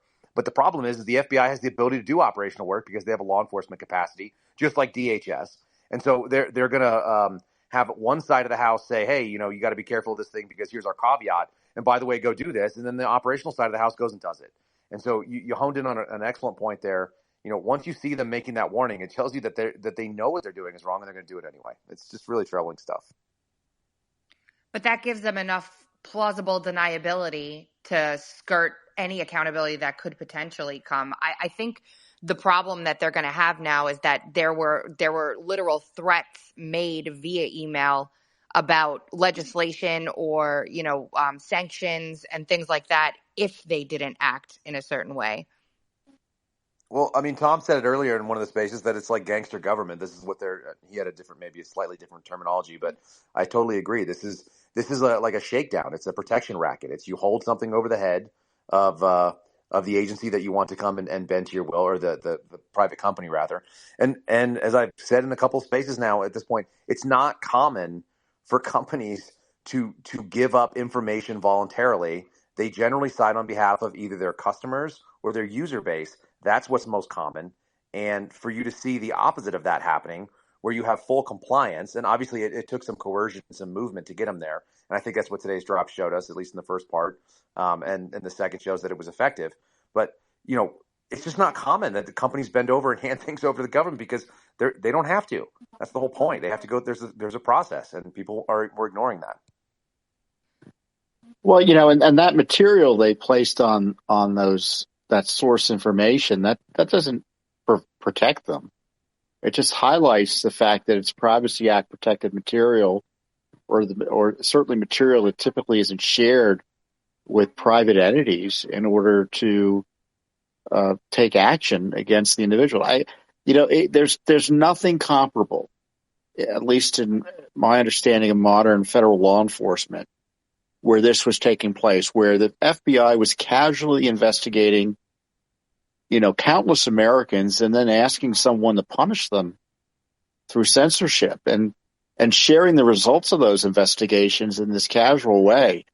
There's a real, that's a real crisis in terms of the operations of the FBI that has to be addressed. And, I don't pretend to be the smartest guy in the room here. It's just that I'm concerned that there's this obliviousness in this city to what we're seeing here.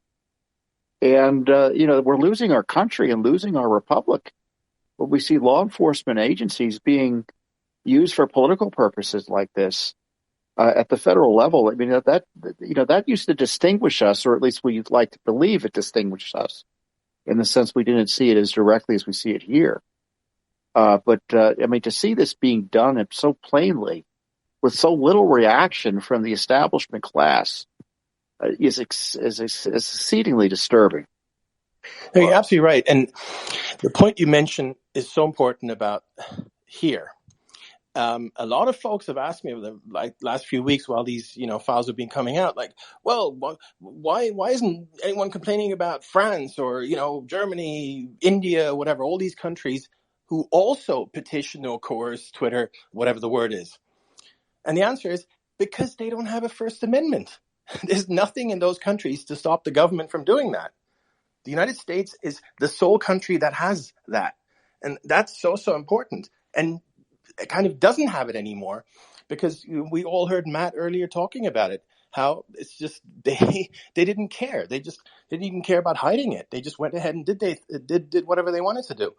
Adam Schiff writes in and says, I want Paul Sperry thrown off. Okay, Paul Sperry's thrown off. I mean, everyone was making requests for accounts to get banned and censored, and Twitter was doing it. So, I mean, look at it from their angle. If I worked for the FBI, I would just keep asking too. Why not? I look at it even more important than free speech. If you talk about the COVID aspect of this, it was lives at stake that were taken, and that it reaches a whole new level when it gets to that. I think it's much bigger than just a political attack, Tom. It's really the unelected bureaucratic intelligence community versus the American citizen who has a right to know. And they're taking that away from us because they're censoring the people that are telling. And so that's the biggest problem. It's really an unelected class ruling the country with impunity and nobody in an elected capacity with the balls to step up and do anything about it. Yeah. Undead. Yeah, I call it not unconstitutional. I call it anti-constitutional. This is what we're seeing. Anti-constitutional action by the government. Tom, can I ask you a question? Sure. I've been on some spaces with you, but I'm just curious, what's your opinion of ex-CIA officers being the head of the trust and safety at Google and Facebook? Well, Does it make a difference given what we're seeing? I mean, are they? I mean, I'm just You have. It looks like the FBI effectively running trust and safety on politically sensitive topics. yeah, but So the fact you have former employees there kind of makes it a little easier, probably, in terms of they kind of share the same approach. But to me, it's the relationship with the government and what the government's doing there. But it raises another question too. If the CIA guys or the former guys know exactly what the government would want to be censored, they don't need to talk to them anymore, right? They can set the algorithms up. I mentioned COVID on YouTube, on Facebook. It gets the post is vandalized. I mentioned the 2020 elections. They vandalized the post with a link to Wikipedia about the 2020 elections. So they don't need the government to tell them what to do anymore. They've got that system in place, and I'm sure that's helped. That's made more efficient and direct by having former government employees help them run it. Were you on earlier when Matt was on, and I think he made a comment that there was a ton of applications or requests from former intelligence community people to get hired at Twitter? Oh, I didn't hear that. Well, that's not surprising. I mean, yeah, they retire young, as Hans knows, and they've got a lot more to give. Yeah, in terms of work. Tom, I heard you speak a little bit earlier about Iowa, and we have a Republican government here. That's mostly true. Was your pushback coming from the Attorney General? No, it was Secretary of State's office. We said that they had too many counties that were had dirty voting rolls. We said 8 counties. They said 5, and they wanted all of our stuff taken down. That's really interesting. Yeah, Republican Secretary of State. So we've had less problems with New York than Iowa, and on issues like that. It's incredible.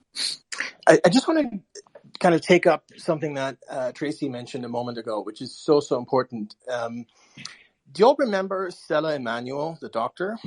And so she came out pretty early in COVID, and she said she treated hundreds, thousands, or whatever of people, and with hydroxychloroquine, and it worked as long as you used it early. And again, I don't know, because I haven't treated anyone, because I'm not that kind of doctor. But soon after, she was chucked off. And now it appears that, that may have been right, which takes us back to the whole point of, these people were thrown off for just adding an opinion. And one thing that Matt mentioned earlier, which I guess we haven't discussed yet, is that we haven't heard about any of that yet. The Fauci files are still missing.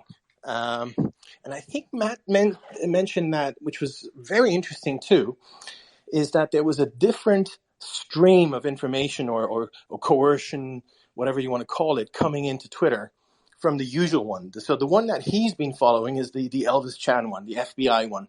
So Elvis Chan was sort of the aggregator of all the requests from government to Twitter to do things, to ban people, to whatever.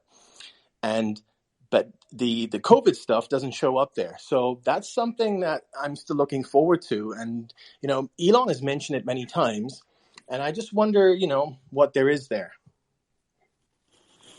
There's going to be a lot that, puts Fauci in a very bad place due to the perjury he's alleged. We're going to find out, I'm sure he's committed in his deposition by saying he doesn't do anything with social media. He has no idea what's going on with social media, and that he was out of that.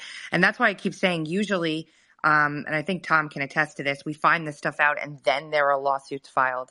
We have the benefit right now of an ongoing lawsuit with a brave ass judge who's not ruled against the plaintiffs in it at least at once at all so far among this entire time. That's ongoing right now. That encompasses all social media platforms, not just Twitter, on these very topics that we're getting this information on right now. And the reason why Elvis Chan was deposed in that lawsuit is because he was given up by Facebook. Facebook is the one that provided that name to the attorneys for Missouri and Louisiana, and the other parties in that lawsuit. It's interesting the way these three worlds or four worlds are combining and weaving together, but they basically control the internet. All of them control the internet together. I mean, we're not paying much attention to Google, and, they had complained about Google being a distant third in the questioning on Capitol Hill, when I would argue that search deboost is probably the most powerful tool. And I'm sure Dr. Levine, who came out, I think that was his name, that came out before the 2020 election about what Google was doing, would agree. Yeah, the the thing about Facebook is it's an absolute shambles. I mean, I'm laughing here, but I really shouldn't be. So Facebook accidentally dropped the name Elvis Chan in a phone call with it was either Schmidt or Landry, those two attorney generals who are running this case. And so these attorney generals were like, oh my God, now we have a name. This is the guy who's doing everything. And as soon as they piped up, I think they issued a subpoena for this guy. Facebook's lawyers sent a letter saying, no, Elvis Chan, got nothing to do with Elvis Chan or whatever. But if you read that, it's a 2-page letter. If you read it very carefully, they're not really denying it at all. But to a non-lawyer, it sounds like they're saying, we never mentioned Elvis Chan, but they don't actually deny it. It's a thing of beauty, sort of, to a lawyer to read that letter. So that tells you, and you're absolutely right, Tracy, they messed up. We were never supposed to know about Elvis Chan. And this was recently. This was in like September, October, and he's now become such a focal point of this entire operation. And we have his deposition. Well, and as some folks have pointed out on Twitter, the Baltimore office was also involved in some of the censorship operation, and they were the office most closely linked to the so-called Biden investigation because they're providing support for the U.S. attorney in Delaware. But to go back to the COVID issues that are being, that the question was asked about, I think you're going to find a kind of an unholy mix of conflicts of interest here, because the companies, got a lot of money. My impression is from the government for advertising, but they also gave money to the government to run COVID related advertising. So they had a business relationship in addition to the censorship relationship. And and I know I was targeted. I think I was taken down on a COVID-related pretext on January 8th, 2021, or thereabouts. And so you really can't separate the COVID censorship from the other censorship that was taking place, because as far as the left was concerned, we're all part of that same ugly mix. Anti-vaxxers or COVID. You don't believe it, you're election deniers. You're all part of the same, and you're all going to get censored one way or another. And they didn't make much distinction, and they used one to get at, so I was punished for my COVID tweet when they really didn't like what I was saying about election integrity. Tom, you were chucked off for 6 months. You suffered, like, your career, not being able to talk, not being able to get your message out and so on. What's the remedy? Are you pursuing any remedy? Or is it all Bivens, like no remedy? What's your take on that? Well, I don't know if I could. I don't know individually whether I could pursue any remedies. They took my tweet down, and they told me I could go back in when I took it down. They locked me out and said I could go back in when I took my tweet down, and I didn't do it for 10 months. But the damage continues. I mean, we've sued YouTube under the Ku Klux Klan Act, which is the civil rights law that covers this collusion between, the state actors and anyone else to deprive us of our civil rights.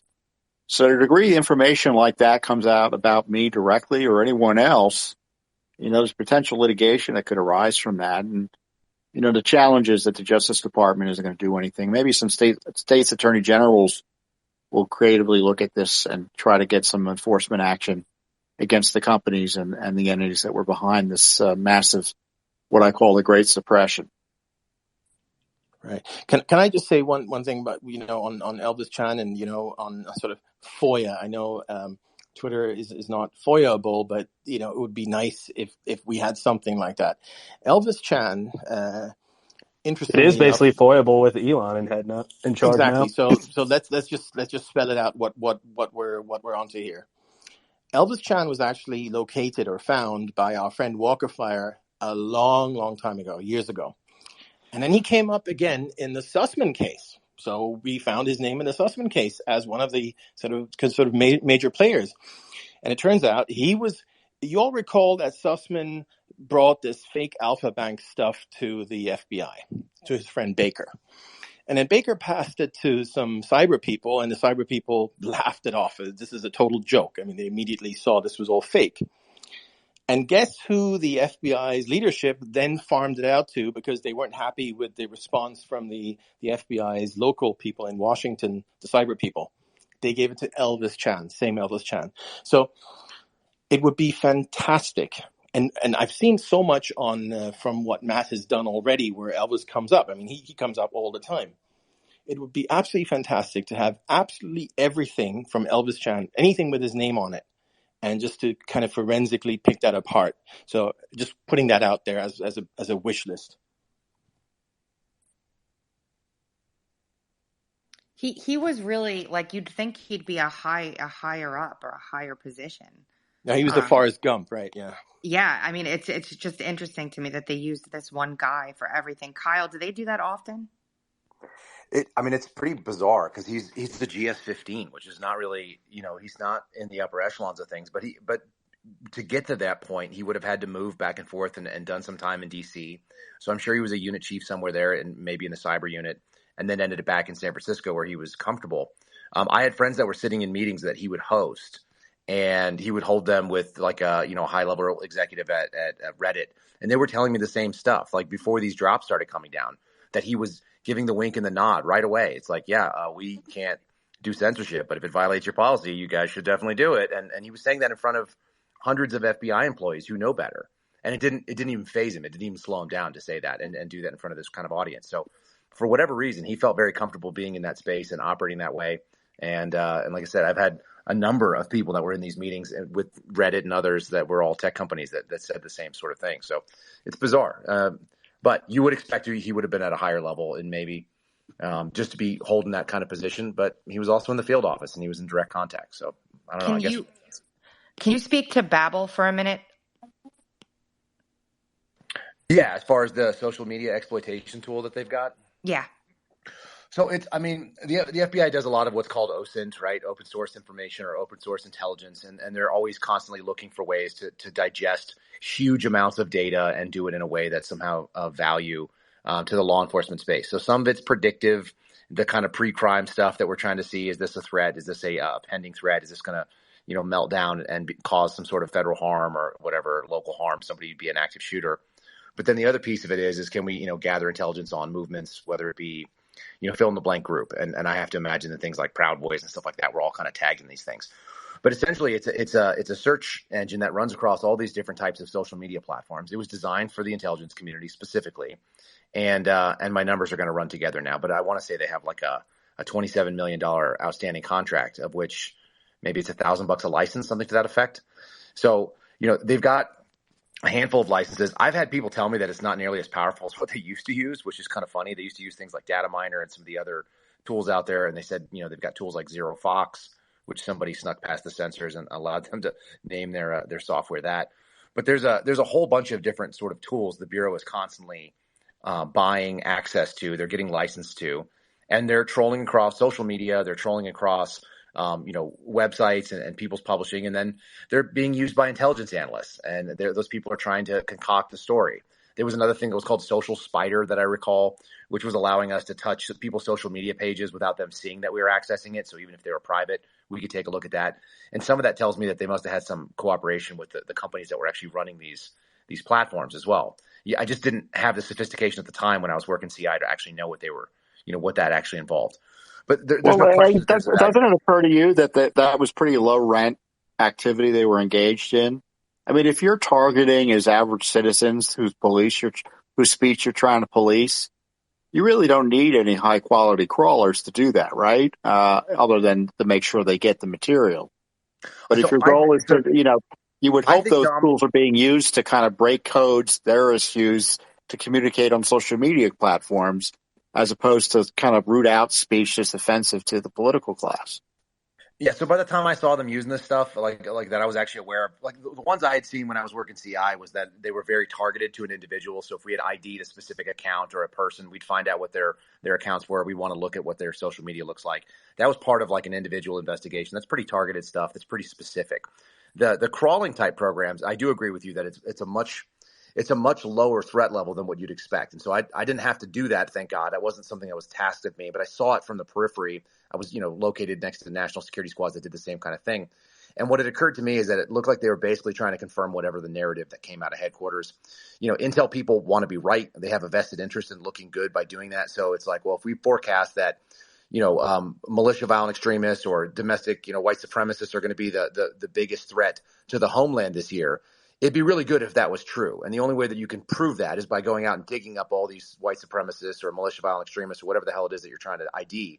And so this is the self-fulfilling prophecy of working in an intel agency where they have a vested interest in trying to make sure that they're correct. So they have the tools to be able to go out there and find that threat. And it may not be apparent to the average person out there that it exists. And it may be very fringe. I would argue that it's complete BS because I didn't see it. They didn't materialize in the operational realm when I was out doing the surveillance on these types of people. That wasn't legit. But that's what I think they were using the tools to do. So I agree with you. Let me try and bring it back to something else that Matt said. I was just kind of trying to scribble down a few things, and he said so much. As I said earlier, I'm going to have to go back and listen to the whole thing. You could probably write a whole article just about all the news he broke. He said back in 2017, the U.S. intelligence community basically forced their way through the door where they forced Twitter to change its policy, and from then onwards, they had this right to get anyone banned. And Matt said there wasn't any process, there wasn't any proof or anything, no evidence or anything like that. All they had to say is this is Russian-sponsored misinformation. Boom, they're gone. And he had I think he had a tweet where he actually had a screenshot of that policy changing in 2017 through coercion, Mark Warner, people like that. What's the remedy? I mean, Kyle or Tom, I mean, what can we do about that? It's really ugly right now because the people that theoretically would be policing the FBI is your Office of Inspector General, maybe a special counsel could go do investigative work, but then they're going to turn around and they're going to refer prosecution to DOJ. So, do we have maybe a possibility of a special prosecutor coming in and running it? But you're still working mostly with people that are connected to that same entity. I mean, it's the hand in the glove. It's like it's almost an unsolvable problem without just disbanding the damn thing. Well, or prohibiting funding of that type of activity. I mean, that's kind of one way that Congress can step up immediately. And the challenge that we're facing is because of the corrupt omnibus that was passed. My general understanding is that the funding leverage is erased or removed, practically speaking, for the next 10 months. Well, and they gave the FBI a raise, right? I mean, they gave right. So they fully funded the FBI. There's been no restrictions on their activities as disclosed over the last few weeks. This is what I'm talking about, the obliviousness. Who stood, even among our friends, to try to stop this in the last funding battle? No one. And I'm sorry, we shouldn't have to do all the thinking here. I guess maybe we do, but that's the challenge of self-government. We can't just presume someone else is going to do it. But inexcusable. Where was Rand Paul? Where were the guys that have repeatedly beat the drum about FISA abuse? Where were they in this? Nobody stood up. You're right, and that pisses me off to the nth degree. Maybe I should have made some calls to highlight the opportunities there. And I guess I guess to the degree there are folks who communicate with members of Congress and other public officials, I encourage you, don't presume they got it or it's common sense. They don't need to hear from me. No. They're busy people. They've got a lot going on. I mean, you asked me initially about the binder, right? It's like, I don't know. What do you mean about the binder? Oh, okay. Now I know what you mean about it. But the point is, there's a lot going on. They need all the help they can get. And, if you think there needs to be attention drawn to a particular issue, you need to take advantage of whatever communications you have with them to make that happen. Because in my experience, you'd be, to use the trite phrase, you'd be surprised, or maybe not surprised how uncommon common sense is on some of these issues. So, Tom, how often does that happen? That a court orders them to hand over the binder or whatever, and they just ignore it? Like, all Well, the in time? this case, if the deadline is December 31st, it's a holiday, it's over the weekend, so we'll probably get it this week. And, it's one thing to order the material over. The question is what they turn over ultimately, right? So they have rights under the law to presumably try to redact material that they find, that they think they can get away with redacting, and we would be able to challenge that in court. So it's going to be interesting to see what they turn over and what they don't turn over. Well, Hans, I have to jump because I have to get up really early for my podcast. But thank you guys so much for the opportunity tonight, and thanks for hosting this space. It's been fantastic. Looks like we might have some work to do. I'm super excited to jump in and dig in if Matt hands us over some stuff to look at. And God bless all you guys. Keep fighting. Thanks, Tracy. Thank you, Tracy. And Tom, we have experts at figuring out the redactions, in particular Fool Nelson, Walker Fire. Fool is the guy who figured out Sierra Mella's name. Walker Fire figured out a whole number of people. Danchenko, of course, kind of teamwork. So if you get the binder, please share. Oh, yeah. I mean, typically what Judicial Watch does with documents, we take a look to see, we kind of do what Taibbi does, but we also release all the other documents, which is the challenge here, is that they're kind of looking at material. There's other material that they haven't shared with us yet, that sometimes has a lot of good information. And so I would encourage, Musk and his team to err on the side of disclosure here and just get all the information out as soon as they're able. And, it doesn't mean you can't have some folks kind of, do a once over for you and present a story as best you're able. But you really should provide additional information, especially given the large quantity of information they evidently have. And, they can do that. You have the lawyer, you pay the lawyers to make sure no one's name is being improperly released or someone's privacy is being invaded improperly or in a way that would cause some risk or harm. But that to me is relatively easy to do. Just get the information out and do, as Hans is suggesting, some crowdsource type reporting. Well, he should use you guys. Today he replied to someone, Elon did, and said that he was happy for stuff to be released as long as junior employees were redacted, as well as sort of personal information, phone numbers, that kind of stuff of anyone else. That's not difficult. And if it's, why should he pay for it? I mean, he's already done so much, but I'm sure there's plenty of people who do it for free. Yeah. I mean, Judicial Watch could do it. He could bring in, a law firm just to get it done for him as well. I don't, the reporters, they come in with an approach, right? And they may find something of interest or may not find something of interest that is very important to many others. And, I think there are a lot of victims here and, including very prominent ones. And if I were them, for instance, I would focus on, how did these big accounts get censored? And really, really focus like a laser on that. And then from there, track these others who were wrongly censored by the government as well, or by their allies in Twitter. But I don't have an insight into what the documents are, how the documents have been handled and such, and how they're kept and all that. And but this is not a unusual issue to do a document search. The government does it every day. How hard could it be? Yeah, no, I totally agree. My fear is that once Matt and all the others, I mean, luckily, to be honest, Matt said we've got a long ways to go. I was so happy to hear that. So it's not like he's done. But once that's over, I totally agree with you. I want to see the underlying documents. Yeah, and as long as Musk is personally committed, his company is not is in the business of doing what it does, right?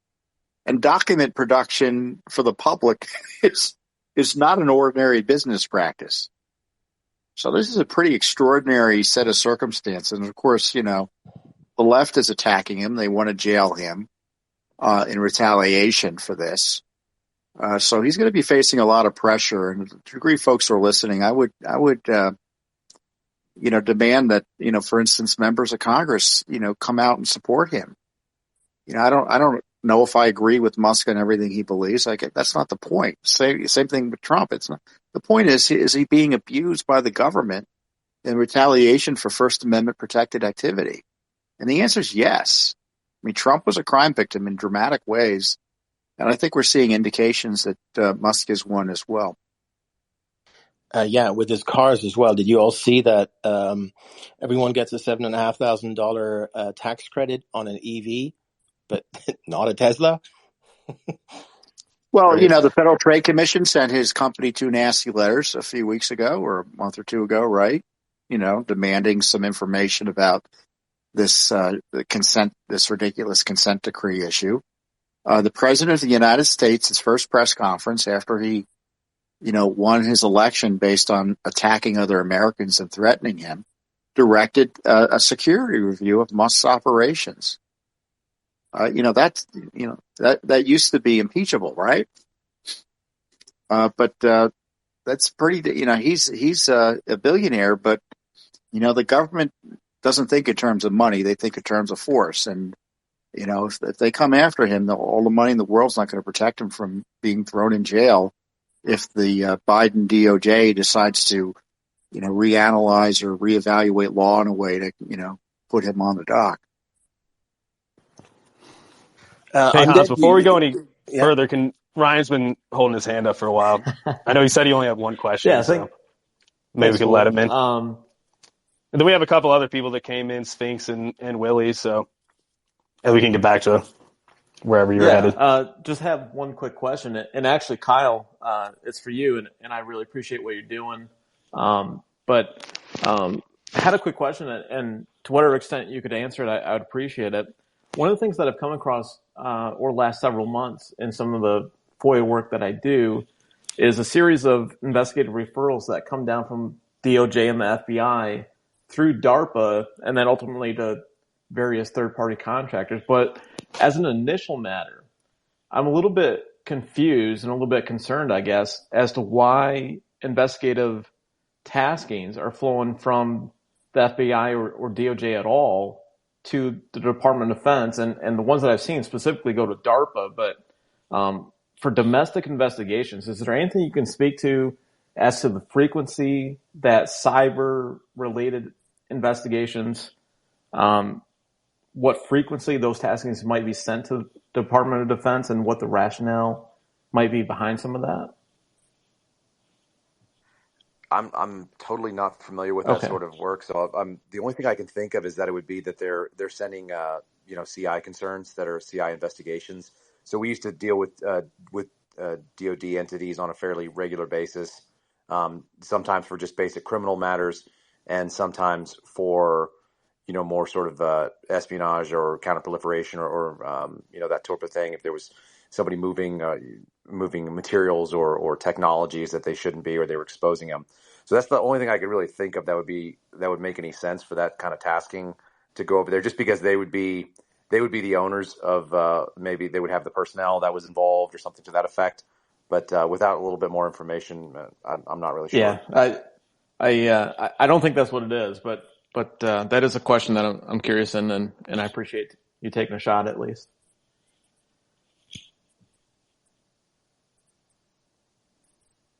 Fool or Hans, I don't know if you guys want to jump back in. Oh, sure. I don't know if Hans is going anywhere after Tom's statements, but I know I cut you off a little bit there, Hans. Were you heading anywhere? No. I've said so much. Why don't you you've taken over now. Why don't you go ahead? Oh, I got nothing. We just have a couple other people request to be speakers, so I figure we can get them to ask some questions. I know Sphinx was first. Yeah, just so you know, Sphinx says she couldn't hear anything. She may need to be reinvited. She sent me a message that said she couldn't tell who was talking anymore, so you may need to reinvite.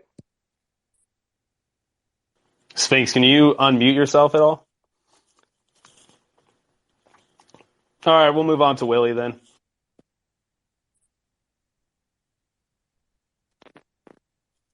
Willie? Come on, man. Let's hear that English drawl of yours. All right, Willie's not there either. Can you hear me? Oh, there he is. Yeah, I got you. No, I'm literally just gonna share unrequited undead foyers. Right, is give Sango. That's it.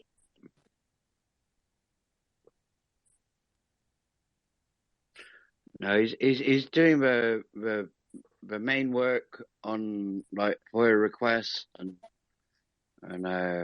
yeah, maybe you can like put some money his way, go for it. Oh, thank you, Willie. Yeah, I mean, it's not a big deal, guys, but try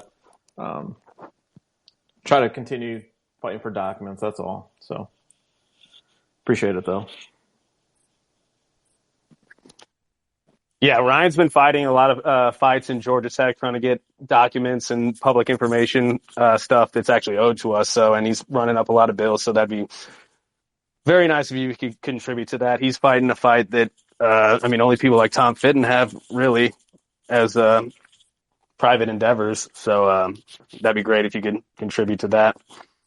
Yeah, and just so you know, we've been trying to track the Twitter files as best as reasonably can, but I hope we're doing it, and following up with appropriate FOIAs. So it's all pending out there. So, one thing we're not going to do is wait on Congress to get to the bottom of this. And as we said, a lot of this has already been, shown to be taking place through other documents that are already out there.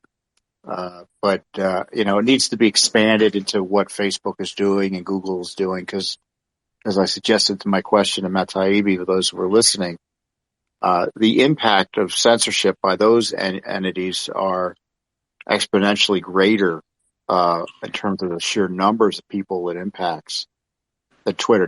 Twitter is small potatoes compared to Facebook in terms of numbers. Now, Twitter has kind of an outsized influence on the political class and media class here, but in terms of everyday users, Facebook is exponentially greater. So the censorship there is much more grave in terms of its impact, and maybe whoever the next speaker is will put it on front and center. Tom, you touched on Google, and that's something that needs to be expanded on. As an IT professional, I can't help but bring up the fact that Google has a contract with the National Security Agency for cloud storage, not to mention the fact that Google logs all these search items and is categorizing people as they search, and is building that into a database of people to watch, monitor, and ultimately suppress. But beyond that, how many people do you know have a Gmail account? Everything that you put into that account and that comes into that account is the same thing. Google's the elephant in the room. Yeah, it's a significant entity, and this is why they're, I kind of run hot and cold. Obviously, investigation is our bread and butter, but we sue to stop bad things from happening too. And I think that Congress is kind of needs to make it clear that they want to investigate, but not for world without end, amen, but just yet enough in order to get some accountability done. And a lot of this is they already know what happened, and the question that voters should have is, what are you going to do about it? I think are they going to, the agencies, are they going to be prohibited from communicating with the social media companies, except in the most limited of circumstances? Are they going to pressure the Justice Department to begin special counsel prosecutions, or are they going to decimate the budget of the FBI? Well, there's another avenue that we can go here. How do you break up a company like Google? There's one really good way to do it, but you have to have somebody in Congress and enough people in the positions to do it, to use the Sherman Antitrust Act. You have to do to Google what you did to Ma Bell. That's the only way you stop Google. Well, I just don't, all I see that is that you get a Twitter out of Google that does the censorship that the parent company was able to mask in a much larger operation. To me, what are the companies doing? And, there are two easy solutions, and I say easy advisedly. Prohibit government from the feds from communicating with them to get them to censor Americans or others. And then B, clarify Section 230 to prohibit political censorship. Absolutely. Because any other way provides, is almost guaranteed to fail. But as long as they're utilizing Signal and Telegram and those encrypted chats and those disappearing self-destructing messages, they're already going outside of channels, and they're using private email servers like Ms. Clinton did. So, I think. It's one thing to do Signal for something that's in a gray area, that they pretend is in a gray area of law. Let's be explicit. You talk to Twitter about censoring an account, you're in violation of the law. Right. And Signal isn't going to protect you. The challenge is going to be how to identify those communications and find out and get those. That's the challenge is to prohibit the activity.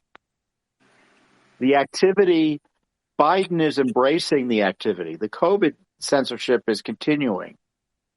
If I say on YouTube that fraud had a material impact on the elections, my video is taken down.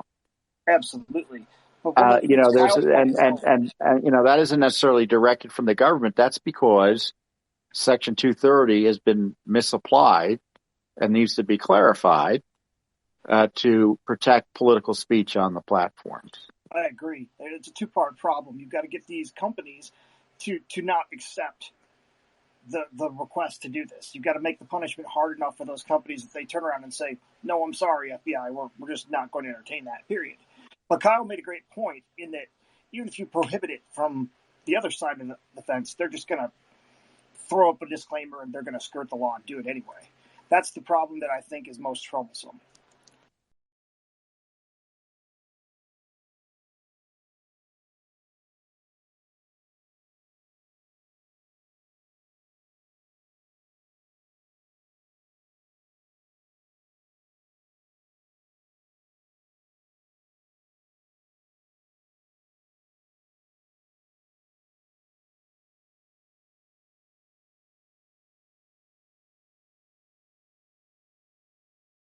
Whatever communications you have with them to make that, that's actually owed to us. So, and he's how to identify those communications and find out and get those. That's the challenge is to prohibit the activity.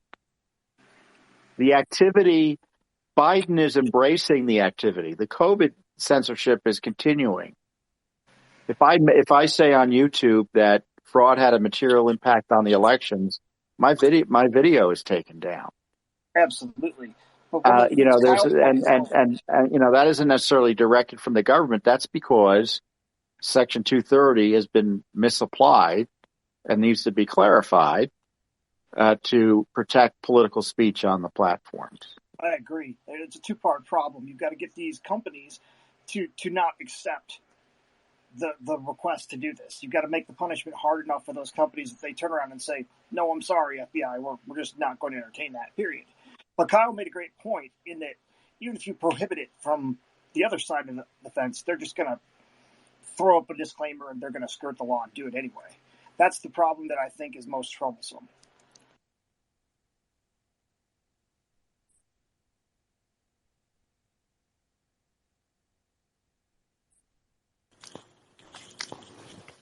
Thanks, Vinchy.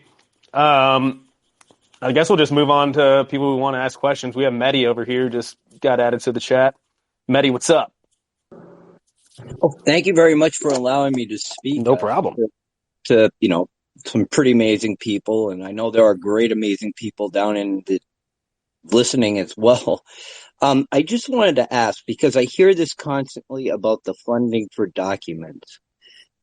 What if our side was to be able to just crowdfund a single fund that was there to purchase documents as they're needed for our side to make cases or to review or whatever, so that everybody across the board everywhere is getting the access to it to review it and maybe be able to point out potential things other people aren't looking at, or being able to connect the dots, so to speak. I mean, I hear a lot about the funding. Is there a way we can't help ourselves out by just crowdfunding the purchase for them as they roll out?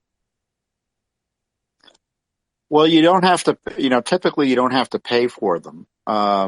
If you're a media company or nonprofit like Judicial Watch, they're provided generally freely, at least at the federal level. I kind of say this half jokingly, but that's what Judicial Watch is doing. If you're interested in FOIA requests, one way to get them done and disseminated widely is through Judicial Watch, and there are a few others who've stepped up. Heritage is doing some good work there, and other groups on the right doing it. But it's really, there needs to be more done. So look to see who's doing the sort of FOIA work and transparency work you like, and then support them. And then the other aspect of that is pursuing, as you're pointing out, what do you do when you have the documents? So there's civil rights claims that you can bring, or other claims against government for misconduct that you can bring. And Judicial Watch does that to a certain extent, and other groups do that. I know Harmeet Dillon's entities have been doing that, and some others do that. So, just find the groups that are out there defending the rule of law from your value perspective and support them. Because the left has, you would despair if you understood the amount of resources the left is throwing at this. Tom, well,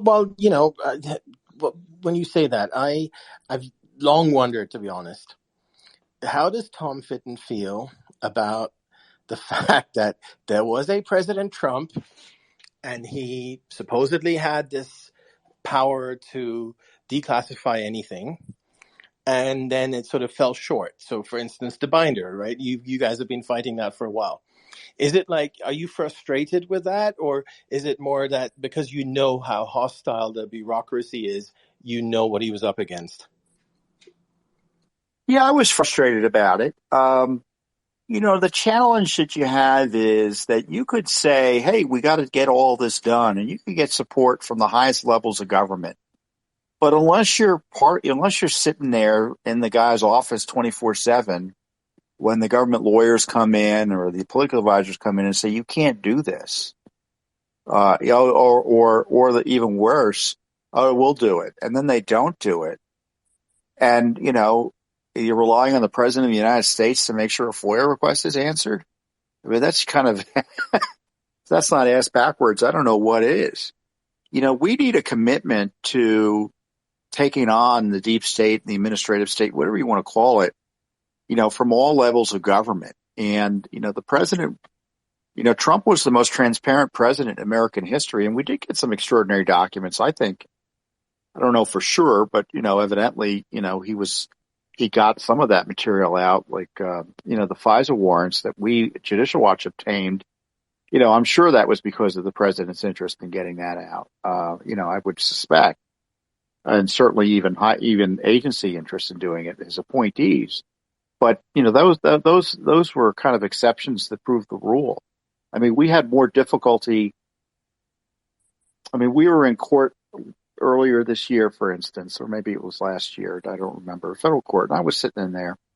And it was about the memorandum that was used to target Trump and open up the unprecedented investigation of the presidential candidate by the intelligence community. This is the electronic communication that Strzok wrote himself to justify spying on the Trump information. And there was redaction after redaction protecting those who were involved and the foreign countries who were involved. And, we're fighting the Biden administration about it. And, it occurred to me during that hearing, it's like, this would be frustrating because we probably would have had the same fight during the Trump administration. Wait, Tom, are you referring to the CI and criminal investigation into obstruction of Trump, or no? This which is one the are you referring to? electronic communication that opened up the counterintelligence operation against Trump and his associates. So Peter, okay, so the original EC of Crossfire Hurricane. EC. Yeah, that Judicial Watch obtained. When was that despite released? it being the holy grail of the whole case, we got it. Right. So that was under Biden administration. I guess I'm just getting my No. Well, the dates. point is, This we was were trying to early get more of it 2020. released, and the Oh, Biden okay, got it. administration was fighting us, and it was a fight that we typically would have had. So, we similarly would have had with the Trump administration. So, Tom, did you ever talk to Trump while he was president about strategies of getting this stuff out? Did you ever get a chance? Oh, I don't discuss specifically if I talked to Trump or what we talked about. Got it. It's just I've been sort of brainstorming this whole thing where I'm frustrated, but I also understand he was up against the worst people. So you can come up with these game plans where you can play off one against each other. You can you know what I mean. You can come up with a pretty elaborate scheme to get this stuff out if you wanted to, I guess. Well, what I saw more, and without divulging confidences, what I saw directly was seditious activity by his appointees. He wanted something done, evidently, based on what I understood, and things weren't done. And there was this almost casual sedition. We don't care what the president says. We're not going to do it. Yeah, no, I mean, I would even put Mark Meadows in that category with his January 19th letter back to the FBI or back to DOJ. Oh, yeah, sorry, we understand that these things need to be redacted. Talking about the binder again. Appalling in my view. Yeah, and that's a good example. I mean, your listeners may not know that was you speaking, Hans, right? This is the binder. This was material about the Russia investigation that the FBI and company have been withholding for years, which, and my understanding is, I haven't seen the records, would have kind of blown up even further the corruption that the FBI engaged in to target Trump. And so he did declassify it all. And at the last minute, the FBI and evidently people in the White House, lawyers in the White House, came and told Meadows, and I guess it was Meadows, you can't release this because there'll be privacy issues. And so they stopped the release, literally as the president's walking out the door, and they sent it over to the Justice Department or the FBI, I forget which agency, it doesn't matter since the FBI is a subset of the Justice Department, and said, the president wants this released, but review it for privacy issues. And sure enough, it's never been released, and that's the binder we're now talking about. But they came in and they lied about the privacy issues, and they scared, it sounds to me like they scared Meadows from finalizing the release. And here we stand 2 years later, we still don't have it. Having read Meadows' book, I would hazard a guess, sort of reading between the lines, that he has a copy of the binder. And I assume others have a copy of the binder too. So yes, while they sort of gave in on these privacy issues and handed the whole thing back, I assume some people kept copies, and I assume part of this Trump raid at Mar-a-Lago had to do with that. You took the words right out of my mouth. Yeah, I mean, I've been of the position. I've been on, I've had a lot to say on the Trump raid, and it's getting late at night to get into it too much. But I'm convinced that raid it wasn't so much to see what Trump had, it was to see what Trump had on them. Exactly. Tom, you're supposed to, I guess we already rehashed this. So you didn't get it. You were supposed to get a production regarding the binder on December 30th. So you got nothing?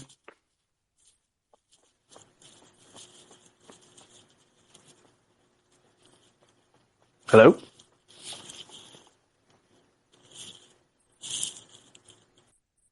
I guess that's a no. Oh, I'm back. I'm having a little trouble turning the mic off. Yeah, I'm the president of the company, so I don't get the documents directly. So, got it. As far as I know, I don't have them, but, they could be in process. Who knows? Okay, perfect.